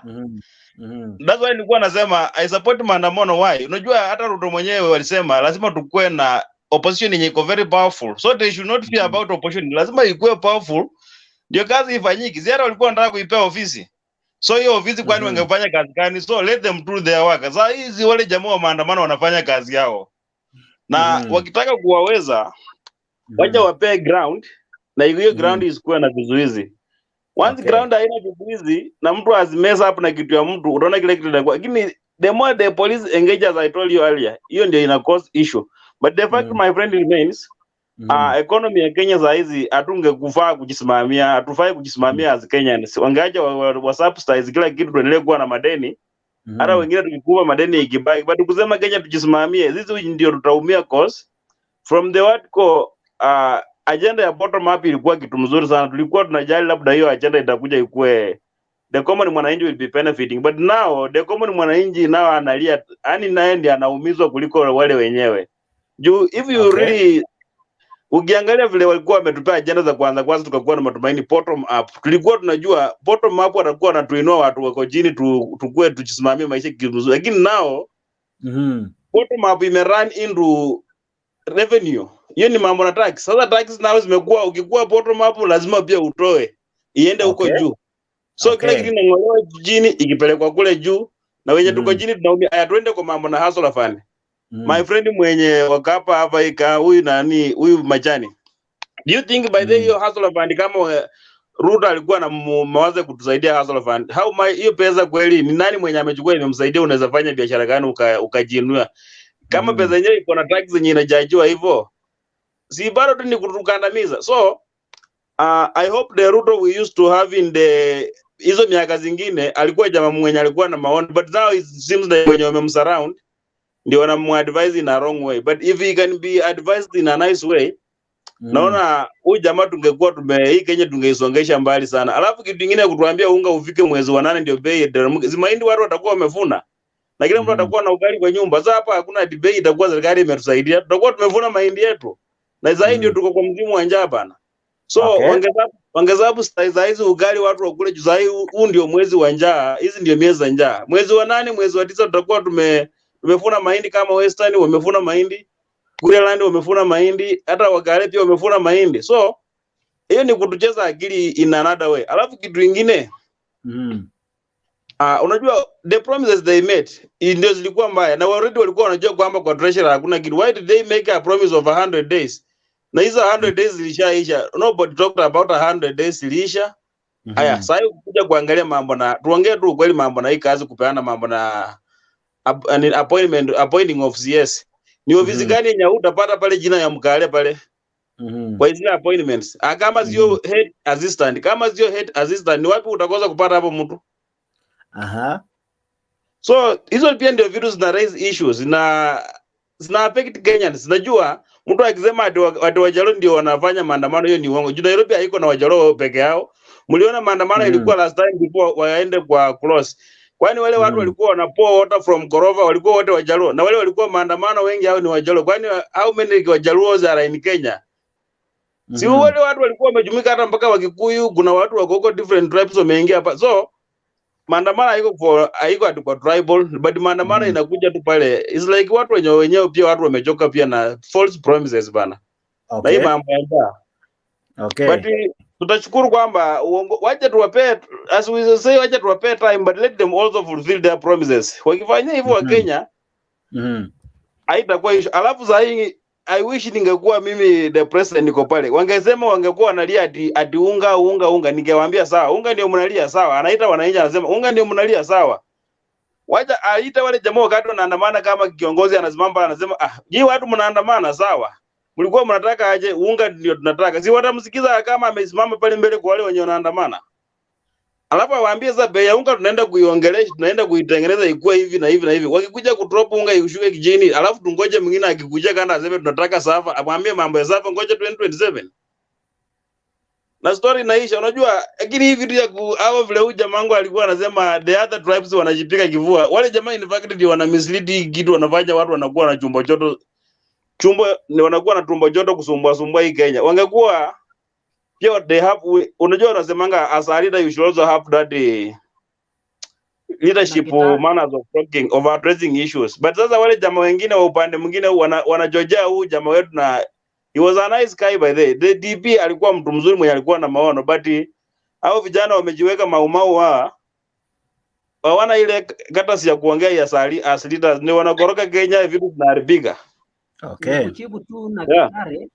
Kujibu na Kitare, ulikuwa umeulizia hii maneno ya pesa yenye asala fanda. Hii maneno ya unajirudia. Wacha kujirudia baba. Sisi pia tunataka kuongea. Dunia ina mambo. Yeah, Uko umezima mic. Nilikupa nafasi uko umezima mic. Haya, ongea sasa. Asante sana Jack. Watu waweze kurudia. Ukisema point yako boss, tulia, wengine pia ongee. Kwa sababu wengine wako na point pia itakaa kwa kichwa. So kitu mimi nataka kusema hii mambo ya maandamano. Na nilikwambia John ni ndogo. Hii maandamano nilisema yuko na kitu naita unafiki. Kuna watu nadanganya watu hapa. Tunasema tunaenda maandamano na waendi. Ukweli mimi nasema watu wanasema hapa maisha yamepanda. Watu wa UDA wanasema maisha yamepanda. Watu wa Azimio wanapanda maisha yamepanda. Ukiwasikia hapa wote wanasema hivyo. Au kuna mtu anapinga hiyo? Kuna mtu anapinga hiyo? Anue mkono. Maisha hajapanda kwake. Sitaki wale wako nje. Sitaki wale wako Amerika, wako Uganda, sitaki hao. Nataka wale wako Kenya. Watasema ndio wamepanda. Kwani Kenya kuna maandamano? Kama maisha yamepanda. Unaogopa nini? Unaogopa utachekwa, unapinga mtu wenyu, unapinga kijana wenyu. Wacheni kuchezea sasa unafiki. Umejua maana unafiki? Utajua hii maandamano iko na unafiki. Kuna wengine wamekaa, watu wengine wa benefit juu yao. Wakisa safa, alafu wengine wa benefit. Wanakuwa kama Firauni. Wanatesa mwana wa Israel, watu wao ndio wanazaa, wanakula, wanashiba. Wakitumia jina ya Israel wakati wa Firauni. So kuna wengine hapo ni kama hao Firauni tu, wanakaa tu, wewe ndio maandamano, pigwe risasi, jina yenu haribikiwe, nyinyi ni watu maandamano, nyinyi ni kabila ya fujo, lakini uchumi kisapunguzwa mzuri, imekuwa mzuri, wanasherekea. Hiyo jinga wacheni, watu waumeni kweli. Ya pili, unatombe magari imechomwa. Jack wewe ni mtu wa YouTube, umejua vitu vya ukweli na uongo. Nataka kuambia kitu hapa. Ule jamaa wa driver wa trailer aliulizwa swali na Citizen TV. Jibu yake ni tofauti na NTV. Jibu yake ni tofauti na Nation. Kwa sababu gani? Aliulizwa na Citizen TV, ni nini nimebeba kwa gari? Swali ya kwanza amesema nimebeba cable. Ya pili akaulizwa swali, ni kitu gani nimebeba kwa gari? Na channel nyingine akasema nimebeba pipe. Akaulizwa tena na channel nyingine, ni nini nimebeba kwa gari? Akasema sijui kitu nimebeba kwa gari. Driver gani anaendesha gari ajui kitu umebeba? Umesafanyika wapi? Gari driver umebeba vitu unapeleka Uganda. Ujui mzigo gani umebeba? Unajiconfuse. Ijawahi fanyika. Haya, ile matatu umechomwa. Lakini hata kama kidogo tu dunia ina mambo. Hata kama ajui alichokibeba, alikuwa anafaa achomewe gari. Gari alikuwa anafaa achomewe. So yes, au kwa anafaa achomewe gari. Wacha nikujibu bila nataka. Au kwa anachomewa gari. So point yangu ni game. Point yangu ni game imepangwa. So unaona bila alisema polisi alimwambia barabara iko safi. Akafika pale polisi unaona anatembea huko wanaenda. Gari sasa waka moto imeisha, polisi wanarudi. Wanapiga tear gas, watu nakimbia. Unanipata? Okay. Kama gari ingekuwa na kitu, kama ni watu wa maandamano, sio wangefungua gari waangalie ni kitu gani iko ndani. Sio wangepora vitu iko ndani. Boss, kuna vitu zingine tunatumia akili tu, tunatumia knowledge imezaliwa nao pia. Hapo kuna game imepangwa. Na game zimepangwa ikaiva. So game mwachoma. Haya, kama basi ni watu wa maandamano. Raila alikuwa huko Ngong Road. Alikuwa dunia ina mambo. Ninaona niliona uliingia YouTube ukiangalia hiyo clip ya roli ikichomwa, kulikuwa na halaiki ya watu. Kama ni game, huyu driver aliwezaje kukusanya hawa watu wachome hii lori ili awe hiyo kasumba ijitokeze? Wewe unaona alipanga aje? Kwa sababu ni vigumu kulingana na mimi uagize watu halaiki kama hiyo ikuje time tu saa zile uko kwa barabara ijitokeze ikuchomee gari alafu itoweke bila kuogopa ya kwamba wataweza shikwa ama hata wanaweza kuwa na askari. Kama ni mchezo, walipanga aje huo mchezo? Umesapata question yako, umesapata question yako ni yeye ndiye alipanga achomewe gari au ni serikali ndio ilipanga chome gari? Si swali ungeuliza tu hivyo.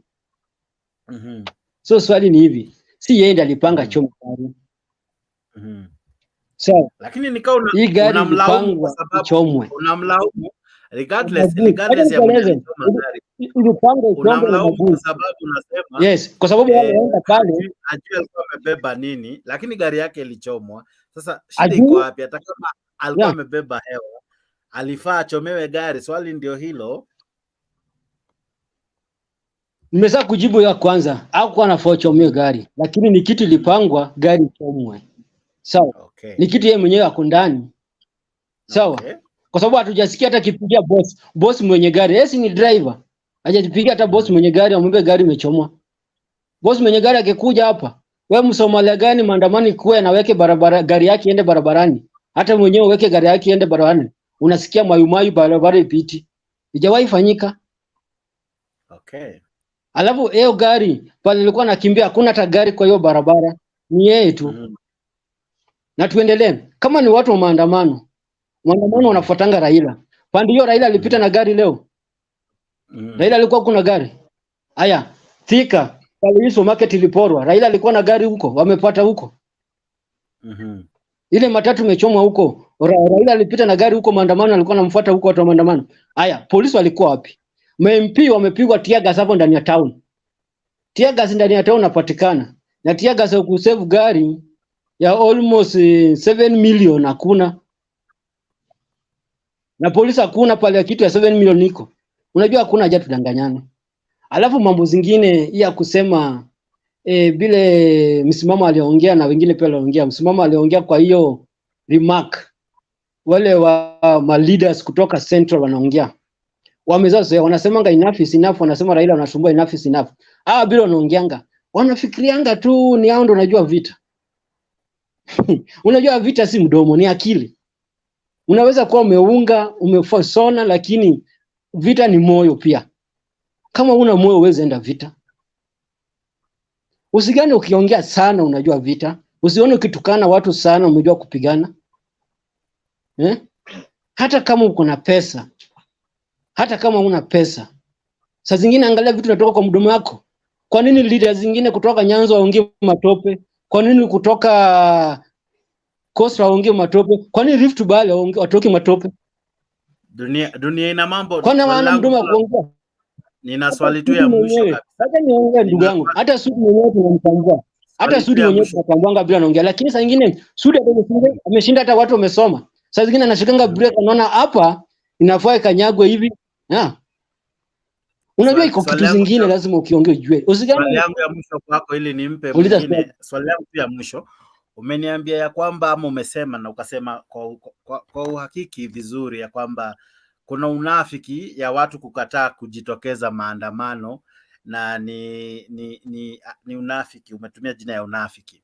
Swali yangu tu itakuwa direct na slightly personal. Wewe uliweza kujitokeza leo kwa maandamano? Very good, umeuliza swali mzuri sana. Mimi kwa maandamano ya kusema ungi funguzwe sivyo nini fanyije, siwezi fanya. Mimi maandamano naweza fanya na bado narudia. Wacha nikueleze, maandamano naweza fanya. Si mambo ya unga, maandamano naweza fanya. Ni mimi niambie ndio tukue na nchi yetu. Mimi nakuwa mbele. Lakini maandamano ungi funguzwe. Nani akule ule alipiga kura. Hiyo siwezi ujinga kama hiyo. Mtu apate ujinga yake akule kiburi yake. Lakini tukue na nchi yetu. Mimi nakuwa front line. Tukue ni gun proof. Lakini maandamano ungepunguza nani akule naenda alipiga kura. Hiyo puzi kama hiyo siwezi fanya. Si wakati alikuwa anapiga kura jani. Unga itakuwa bei nafuu. Okay. Sawa. Melchizedek zamu ni yako.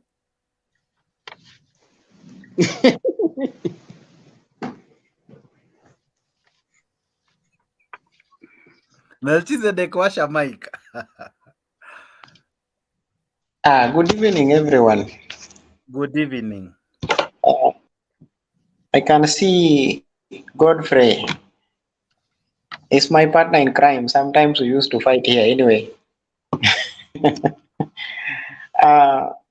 Godfrey, how are you? Good. Today Today I'm here, but I'm not ready to fight. We just talk, eh? Okay. I want to say 1, 2, 3 things, then I will leave because of the time. I think wherever we have or ama wakati yenye tuko hapa wote, we are all Kenyans, and what we are facing, all people are facing. We cannot say that tuko na mtu wa Azimio na mtu wa UDA. We are all Kenyans, which everyone understand. I want to differ with the one person, only one person, because it's the one that may be bringing this conversation to be a little bit tough because of what he's trying to bring up, and he's seeing also, he has the eyes and he has the mind. Even akona TV, saa zingine akona TV kubwa kwa nyumba na radio. Anaitwa T. Sorry to put your name, but we want to say the fact. That's how we used to fight with the Godfrey. Sometimes he used to fight me, but I used to fight him. So we make things better. You talk about maneno ya Jubilee. I want to ask you 3 questions that if you answer, then I will surrender. When Jubilee was in the power, there is some subsidies that was there. 1, maneno ya shule, free education ilikuwa hapo. Ilikuwa na maneno ya vijana kuajiriwa. Tulikuwa na ile mambo ya kupeana wakonge manini pesa yao ile wakule. Na umesema after 6 months you cannot put the government, you cannot put Kenya into the right position, right? Why did Ruto remove these subsidies, then is bring what is called Aslafa? That's the first question that I would want you to answer me. Then I will ask you another one. I don't want to ask you 3-1 because maybe it will be a little bit tough as we go. Okay. Your time. Kimajani ti umeulizwa, yes, mbona subsidy ilitolewa tukaletewa hustler fund? Yeah, nikijibu hiyo maneno ya hustler fund na ile kuajiriwa kwa vijana, nitakuzia kwa ile pesa ambazo tuko nazo kwa Kenya. Kwa mfano ile regime ya kwanza walikopa, walienda loan nje ndio waweze kufanya hayo mambo yote. Kwa hii regime ya Ruto sahi for the 6 months hakuna loan imeombwa kwa nje. That means tunalipa loan yenye ilikopwa wakati wa Uhuru. Your regime. Wait. You say there is no loan that this government has taken right now as we speak. Yes, there is no loan. My friend, I think you are not in Kenya. You are not in Kenya. You are not in Kenya. Might be you still have stories of the previous regime. No loan has already been taken. No. There is a loan that was taken recently that everyone understands. I think I jamajua hiyo. That you are not living in Kenya. Okay, go ahead.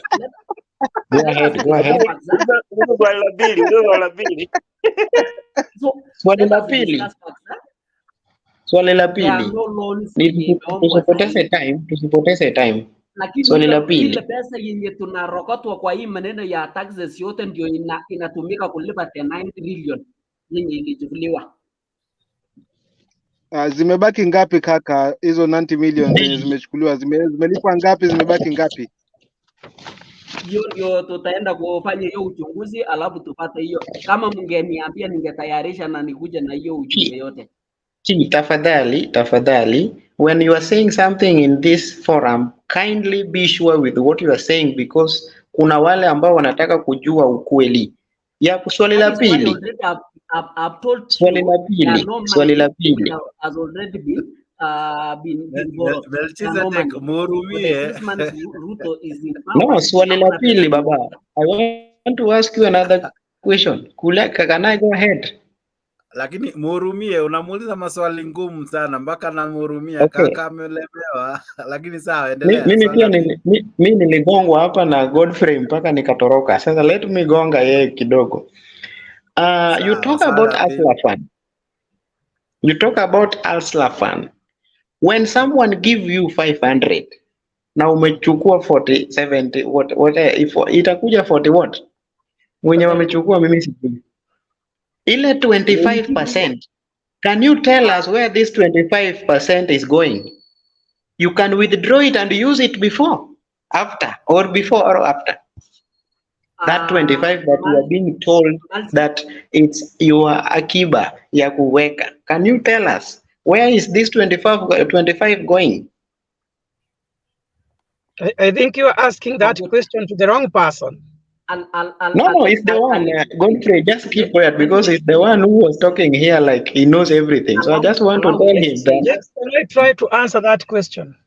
Please allow No, not you. Him. Because it's the one misleading people. And you narrow it into two scenarios. You see it, one, 500 itakutosha namna gani? Kimajani. Ile one. Kimajani, allow me to look for someone to help you, because if I allow that to slide, Melchizedek amekutwanga ile. The last question before I leave. The last question. No. Wait, those two questions have not been answered, and I don't want them to go unanswered. No, I think the person will ask. He will answer that one. If he cannot answer, let me ask him the last question. Okay. Ulisema ya kwamba wewe umenunua mbolea na ukapanda nyumbani. Je, kama ulikuwa unangoja hayo those mahindi ziive na uko na watoto wawili ama watatu, how will they survive until they get that mahindi yenye itaiva mwezi wa 8? Because umesema ulinunua ukapanda na unangoja. How will they feed until that mwezi wa 8?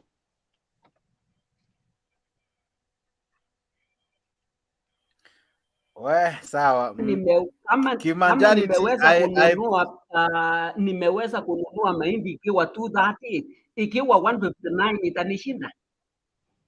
Sorry? Hiyo ndio kitu naweza kukujibu. Nimenunua na 230 wakati Raila na Uhuru wakiwa kwa power. Imekuja saa hii 159. Kama ningeweza 230 itanishinda 159. Melchizedek, nafasi nijibu ile maneno ya Aslafan. Ulisema 500 itakutosha na nini? Nataka kukupea wazo kidogo. Nilitumia hiyo 500 kuendea transport mpaka mahali penye naleta majani, nileta kwa duka yangu. Hadi yenye ilinisaidia. Alafu umeniuliza 25 yenye inakatwa kwa 500 inaenda wapi? Wakati Ruto anaongelea maneno ya savings, hiyo 25 shillings inaenda directed to account ya savings yako. So, which account is that 125 going? Wewe ni mdogo. Wakati ile kitambo unaenda mpaka unazeeka, ile 25 yako accumulation, utaona reality when you get older that you can unaweza pata sasa reality yako kwa hii 25 accumulation ukiomba. What if you die? What if you die before you reach that moment, that maturity of that you are saying? I think when you die before reaching there, hiyo ni ya Mungu hiyo. Hiyo 25 inasaidia mwingine. Kama NHIF That is in your account. That is in your account. How can someone access your account when you are dead? How can someone access your account and there is no any guarantee when you are putting this one in your account? How can someone access beneficiary yako tuseme kama kwa mfano familia yenu watatumia hiyo line yako na ID yako na death certificate kwenda kufuata hiyo. Hapa disco limeingia Masai hapa, naona kakangu na be very careful next time when you are saying something, be sure with it. Sorry to disturb to disagree with you. Kimajani, allow me to allow some people to help you. I see Mzalendo raising his hand, but just one moment. Mburu is in. I see Omolo is in. Alexi is in. I know why he's in. Ashatuma the message. So I know why he's in. But zaidi yote, I think I liked the questions from Melchizedek, which is the first question I'll ask to Mburu. The Hustler Fund has a saving portion that goes to someone's account. Melchizedek asked it so well, but Nani Kimagani said, and I think that is where it raised an eyebrow, that it goes to your retirement benefit. Now, someone who has a NSSF account, how have they linked your Hustler Fund to NSSF so that eventually I'm certain that this 25% is going to my NSSF? Because this account, how do I access it in the first place? Because I know how to access NSSF, but how do I access the saving in the Hustler Fund? Geoffrey Mboro, sorry you enter in that difficult situation. Yeah, I don't think it's a difficult question. The only problem we have as a nation is that we are always very suspicious of everything that is said by our leaders. However, I think it's very important to know how governments operate. If our governments are able to handle the NSSF, and after retirement, we are able to get our money. When the same government tells you, we are going to save the 25%, and you get it at a certain time, why do you have to doubt that? If you have a doubt, it's not that that money is somewhere on the air. We have the offices that you are supposed to approach and get those deep answers that you may require. So what I want to say is that let us not be handling everything with a lot of suspicion, because even what is supposed to benefit us sometimes may not benefit us. For instance, here in America, we have the social security funds, and it operates the same. So that's not a question for the forum, it's a question for the people who handle that money. And that is why, Jakes, it is important that one day you get somebody in the government who is well conversant with hustler funds for people to be able to understand those critical areas of the hustler funds. Having said that, I want to say that there is no little money for somebody who is prudent and who has prudent use of money. Sometimes I tell people it is not even a must you have capital to start a business. Sometimes all you require is personal dignity, honesty, and trust. Jakes, I have worked with people without a single coin.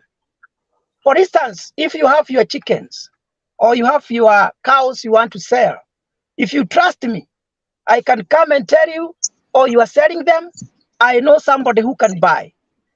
Tell me the price, I will take it to the person, I will go and I'll take my profit and bring your money.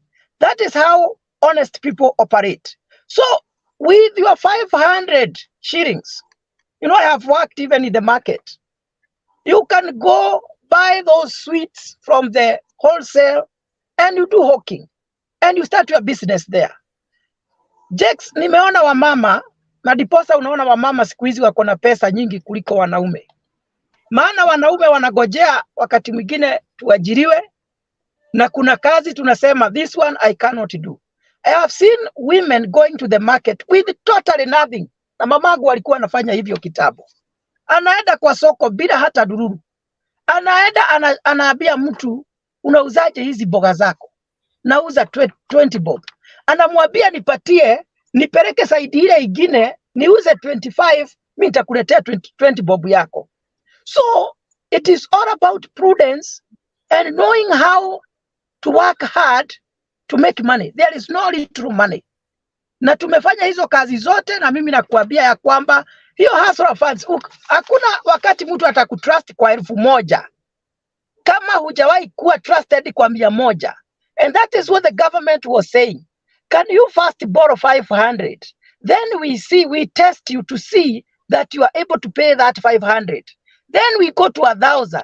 Then we go to 10,000. Then we go to 50,000. Why is it so hard for you to understand? Even when you go to the bank, they want to see your history. How do you spend your money? How do you pay your money? You know, do you have a history of handling finances? That is what they look at. And that is why we are having that criteria put there so that people may create prudent use of money. Okay. Let me just before I conclude that, let me just say one thing, because there is a question he asked, which is also a very important question, about the subsidies that we are being given by Uhuru government. And I believe to a greater extent, that gentleman answered very well that even with the subsidies, unga was at 230. When the Kenya Kwanza government came, Ruto, being a doctor of academics, said it is not prudent to borrow money for consumption. It is prudent that we borrow money for production. Kwa mfano, there is no problem if we borrow money for people to borrow and pay back with some interest, or pay back when they have made some profit, because through that profit they will pay taxes. So what the government of Kenya Kwanza has done, they have tried to put measures in a way that Kenya will be able to sustain itself without over borrowing. Borrowing is okay.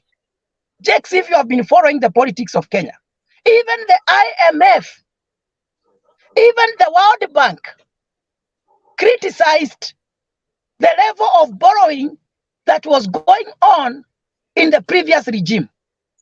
And Kenya had reached to the end. When we keep on borrowing extremely, we become slaves of the lenders.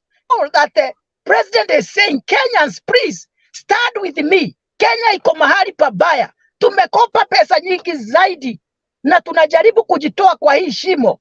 Instead of seeing that the president is trying to help us, sisi tunaendelea kumfinyilia. Na kwa mambo ya unga, Jakes, nimeona serikali ikijaribu sana. Kwa wale watu ambao wameathiriwa zaidi, nimeona maroli zikitumwa na unga, hata sio ya kununua, ya bure, ili tusikuwe na watu wanakufa tukigojea tukaweze kuvuna. So let me just stop there and tell people, the government that we have is our government. We should wish our government well. When it fails, Kenya fails. All of us fails. Okay. When it succeeds, all of us succeeds. Just a favor. Yes. Unanisikia? Nakusikia, endelea.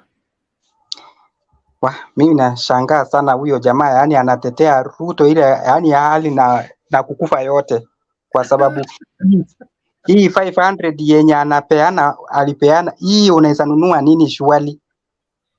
Ati sasa hiyo utanunua unga, ununue mafuta ya mboga na sijawahi ona serikali yenye napandisha hada chumvi yenyewe chumvi, jameni. Where are we heading to? Alafu hapa mtu unasimama tu na kuanza kutetea kitu yenye, okay, first of all ni nini namkondesha? Kama hii ako kwa kiti lakini anakonda ile yake, aibu, angalia jinsi alivyo. Mnaweza mtetea aje hapo kwa kukonda nini na mmaliza na hakuna pesa mfukoni? Now you are reducing us to something else. Hatuwezi hiyo kuja hapa kuongelea mambo ya watu kunona na kukoda bwana. I think unajua when you have money you have to Hebu tetea hiyo kwanza, tetea hiyo kwanza. Leo hii mnaanza kuita I think we are past that. Sorry? It is freedom to talk. Nani Jack protect, Jack Haya, protect. Can you help me kindly? nipatie So muda wangu kuna nami vitu niongee vinanishtua sana tafadhali. hapo kabla Mtu ambaye niondoke. mnayetetea ako na pesa anaendelea ati hiyo pesa alitoanga za Nataka subsidy and whatever so forth. Pesa niulize zote question. ziko mfukoni mwao. Msimambo huyu pia ni mwanaazimio, mkubalia aongee. Endelea Justus. Leo hii mkiona maandamano ambayo ilikuwa inafanyika, mimi sijaona maandamano kwa watu wa Azimio kwa barabara, lakini hao maskari wenu wote walikuwa wamemwaga everywhere. Wenyewe wanajibia. Sijawahi ona mtu, wewe mwenyewe unaweza jibia pesa yako kwa mfuko. Umecheka lakini sijakuelewa. Umecheka ndio lakini sijakuelewa. Umemaanisha aje? Sikuona mahali polisi wakijibia. Okay.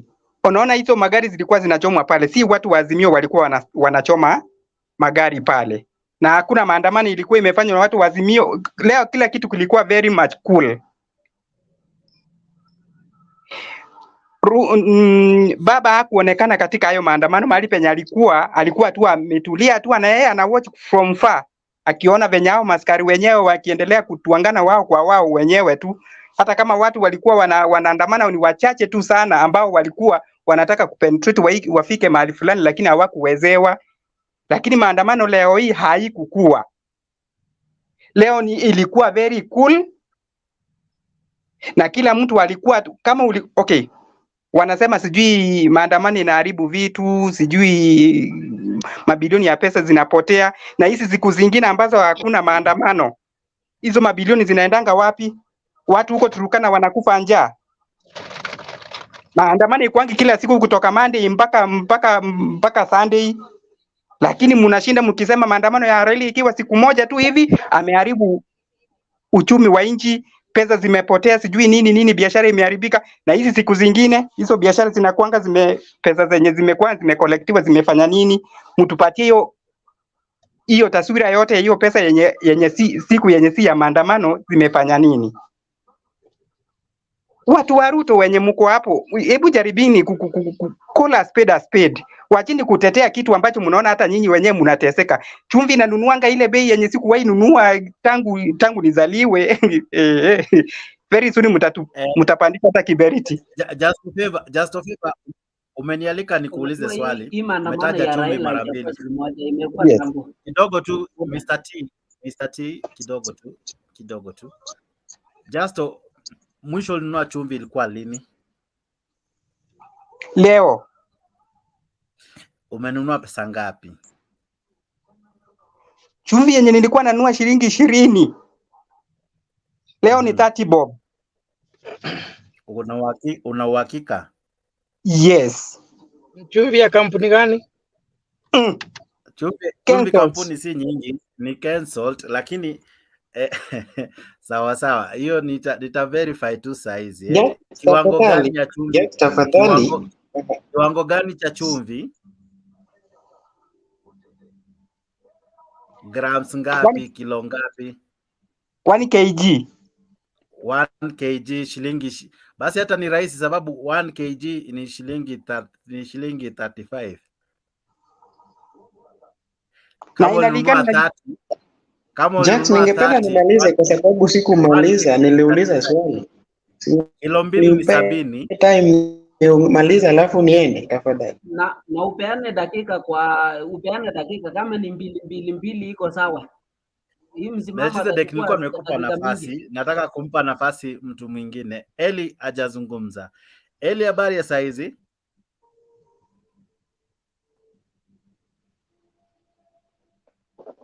Hello everyone. Salama sana, habari ya sai? Mnanisikia? Kabisa, uko sawa? Habari ya leo? Habari ya leo ni nzuri tu. I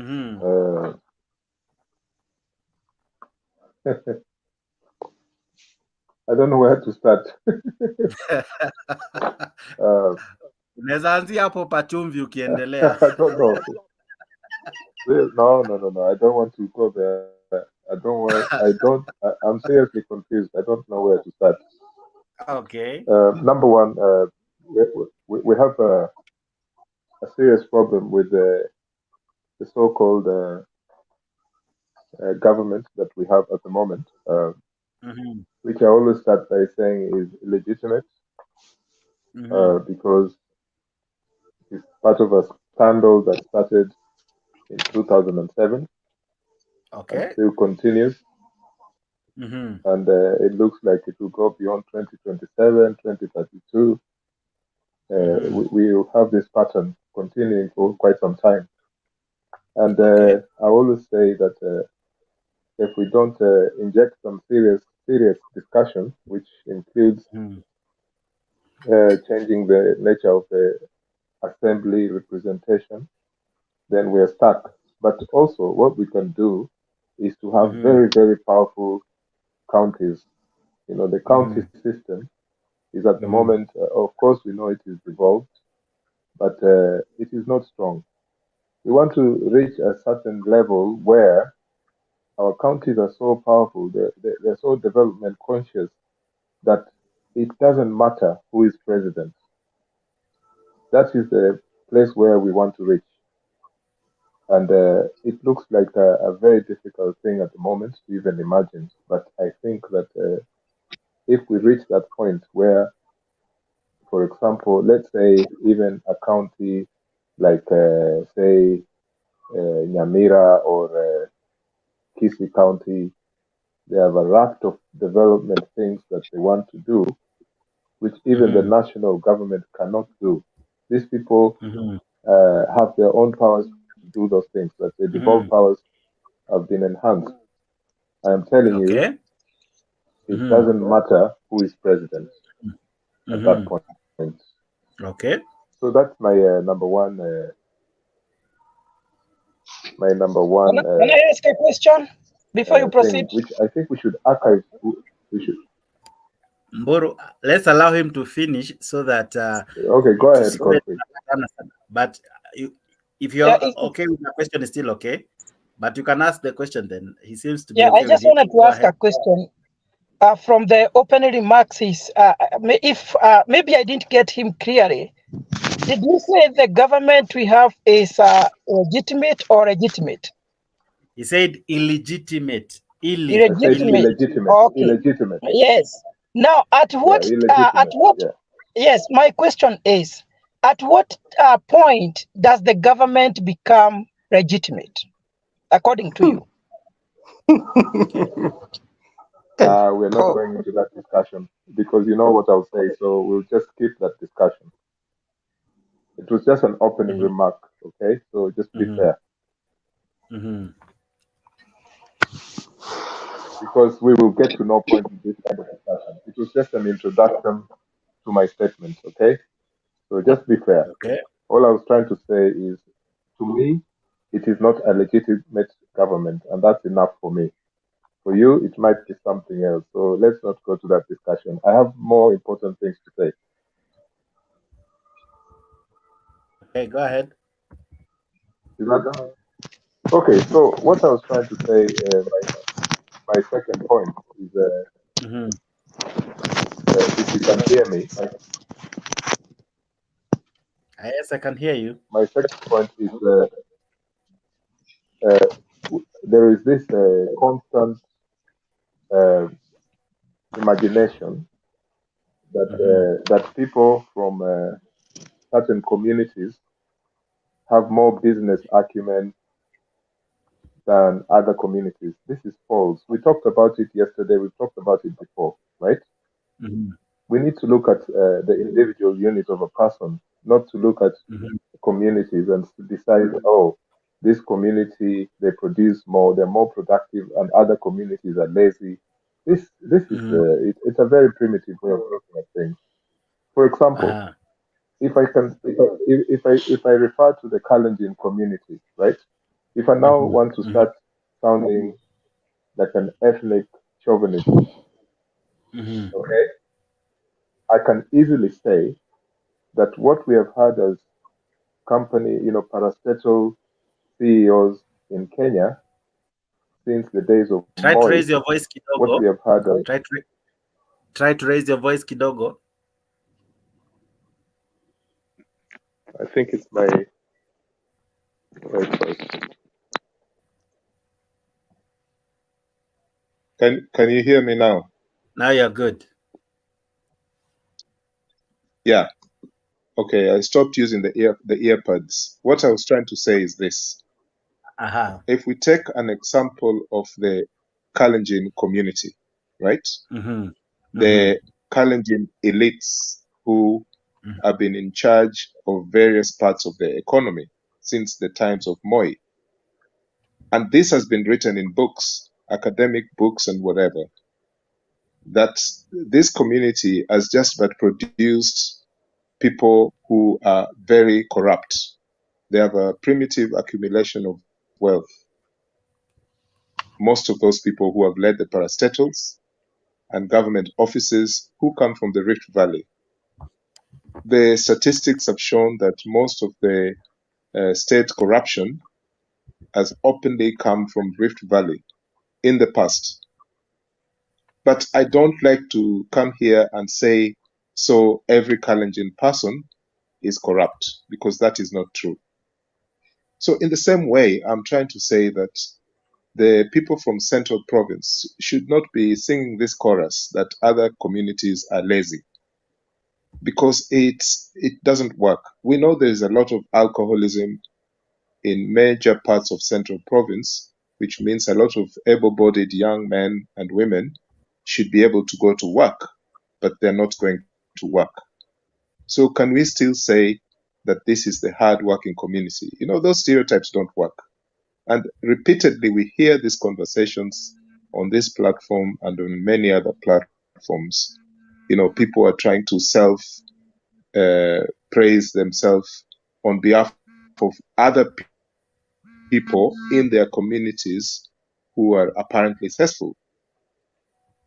On the same point, I can say without any fear that some of the people who are loan defaulters, you know, for banks and so on, most of them actually came from Central Province. You know, you have people like Andrew Ngumba, who destroyed the Urban Rural Credit Finance Company in the 1980s. That was a famous story of how powerful business elites from central Kenya, who pretended to be,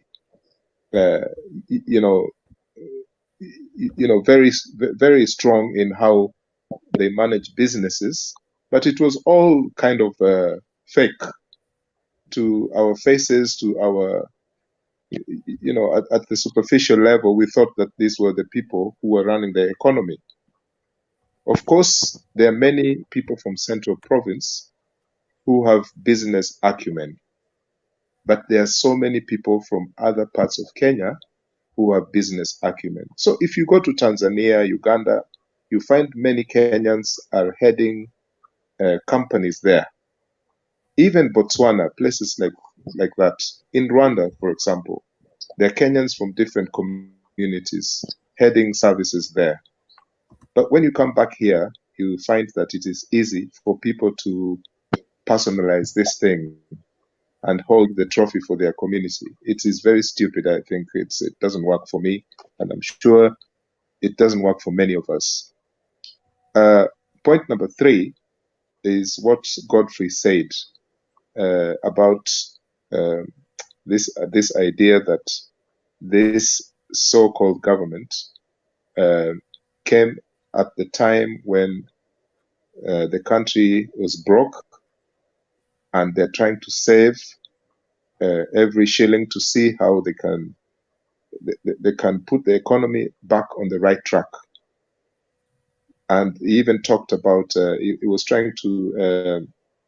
Godfrey was trying to explain what Trias said earlier on about the hustler fund, the so-called hustler fund. And Godfrey said that in the US, where he is, they have the social security system, which runs like the hustler fund. You know, don't come here and talk lies. That's no. I live in the UK, and the social security system emanated from the UK in 1945, okay? And other countries copied that system, okay? So this was a colonial power giving social safety to its people, but destroying people in other countries, okay, at the same time. But for you to now suggest that Hustler Fund operates the same way as the United States Social Security system, you know, because you know people will not question you about how the United States, how the American Social Security system operates. So And please, just because decided, you are referring to me, no, make sure you speak under the protect me, context that I protect me. spoke. You are out of order Jex, because protect you me are not because saying what I said. I'm not out of order. Boro, I'll give you a Jex, moment to respond, Boro. I'll give you a moment to No, you respond. see, I'll what tell you're saying these is are the not guys who what say I that. said. These are the guys who say that we Luos we throw stones, but look at him now. They're throwing stones at the Rani. No, he has no patience. You need to have patience and decorum. But you So should also what speak I the was saying, truth of what I said. Don't lie I to am the people. repeating what you said. You That's not what said, I said. and I repeat it, that the Hustler Fund operates in the same way as the Social Security system in America where you are. And that is a big lie. That's not what I said. If this video has been archived, we can go back to that Okay, tomorrow. okay, proceed, Because proceed. yeah. So I want us to just accept that you know, when we're chanting the truth here, we stop chanting lies to the forum because we think it's appropriate to do that. It's not.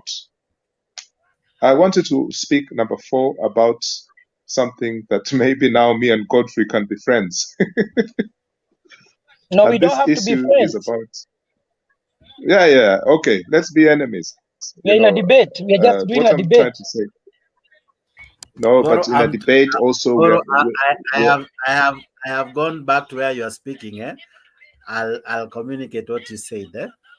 Yes, yes. Go. Are you through, Eli?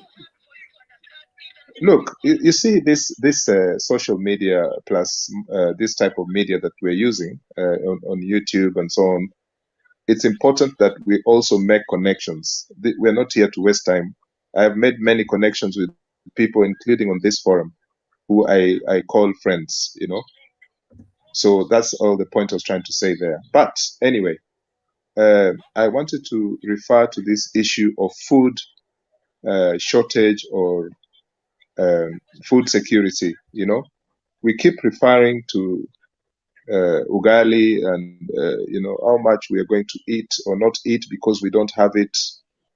I think we are making this is self-made disaster. We can make choices about growing other crops. We don't have to rely on maize, kabisa. No. There is sorghum, millet. Some people. Eli, sorry No, to interrupt. no. Just a second. It's a second too of your time. Just a second. It wasn't Boro who said about the US issue. It was not him. It was a different person. But he said that you need to earn trust. If you're given 1,000, you need to earn trust for you to grow it. I've gone back to from where he began to speak of the Hustler Fund, but it's okay. I hope that one, Boro, is okay now. Exactly. Yeah, my point was it is okay for the government to keep money for the people because everywhere across the world, that's what happens. That was just as simple as that. Okay, Jex. The one who talked about the US was, I think it was Kimanjanity who was trying to speak of the same.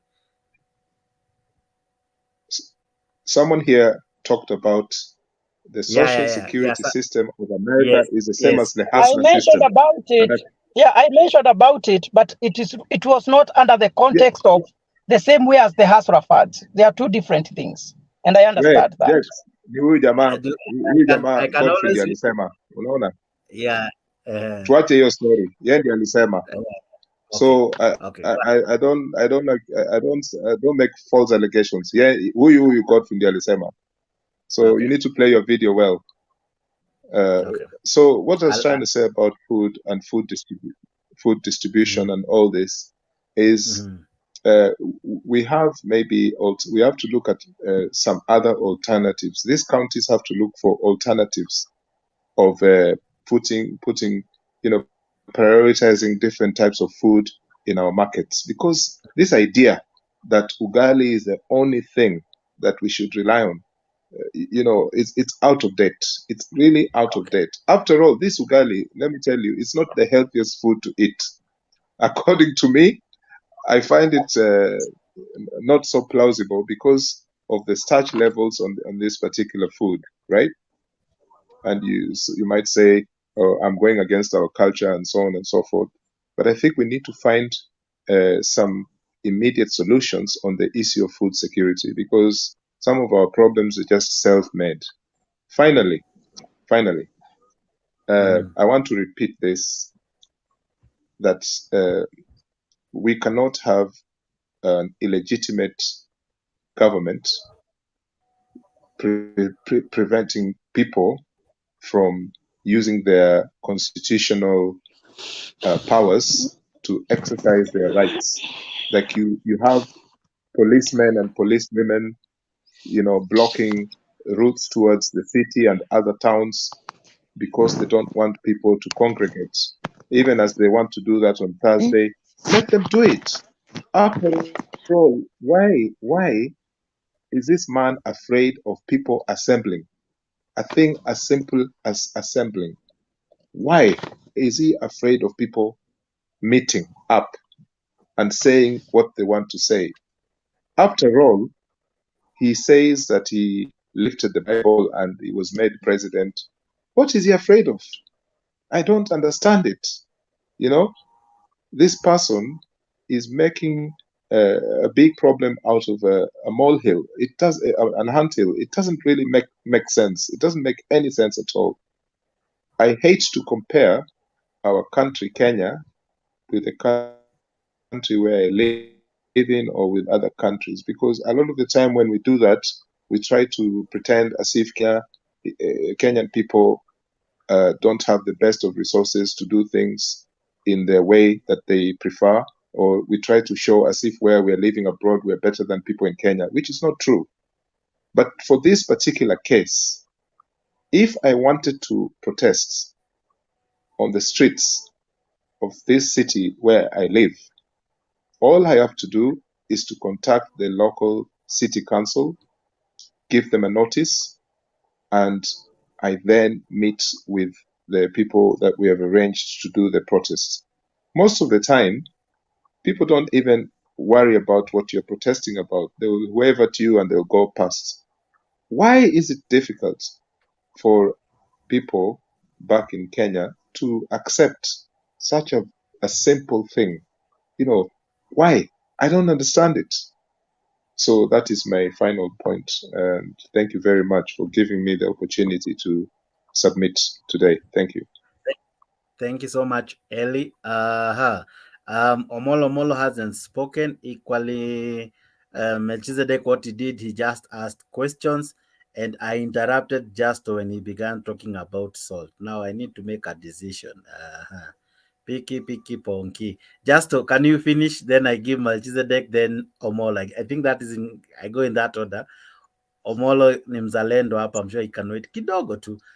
Just 2 minutes. Melchizedek a minute because you had taken like 5 before, and then Omolo, I'll give you 5 minutes. Is that okay, Omolo? Okay. Mimi kitu naweza sema ya mwisho, Ruto tu akubali mambo na safa ifunguliwe. Hii mambo yote ya maandamano hata wai yaona tena. Tujue tu yeye alishinda ama ni mzee alishinda. Hii kitu yote tunaona tu saa hii inaendelea ni kwa sababu ya hiyo sava peke yake.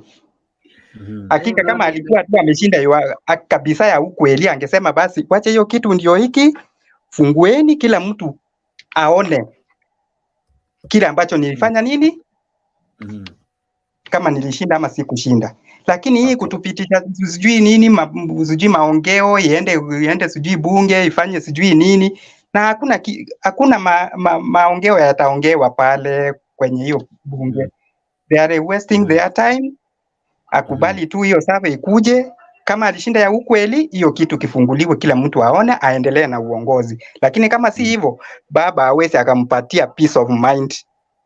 Hakuna siku Raila atampea amani, itakuwa hivyo mpaka mwenyewe anywe mikono asema po, nimeaccept, wacha hiyo kitu kikuje kifunguliwe na maisha iendelee.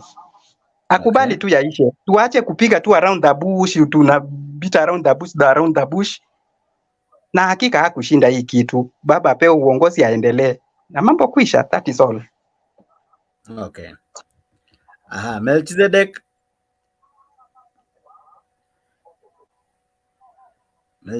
amejifreeze. Aya, Omolo unaangukia bahati ya kusikia. Melchizedek, log out log in, umehang, log out log in.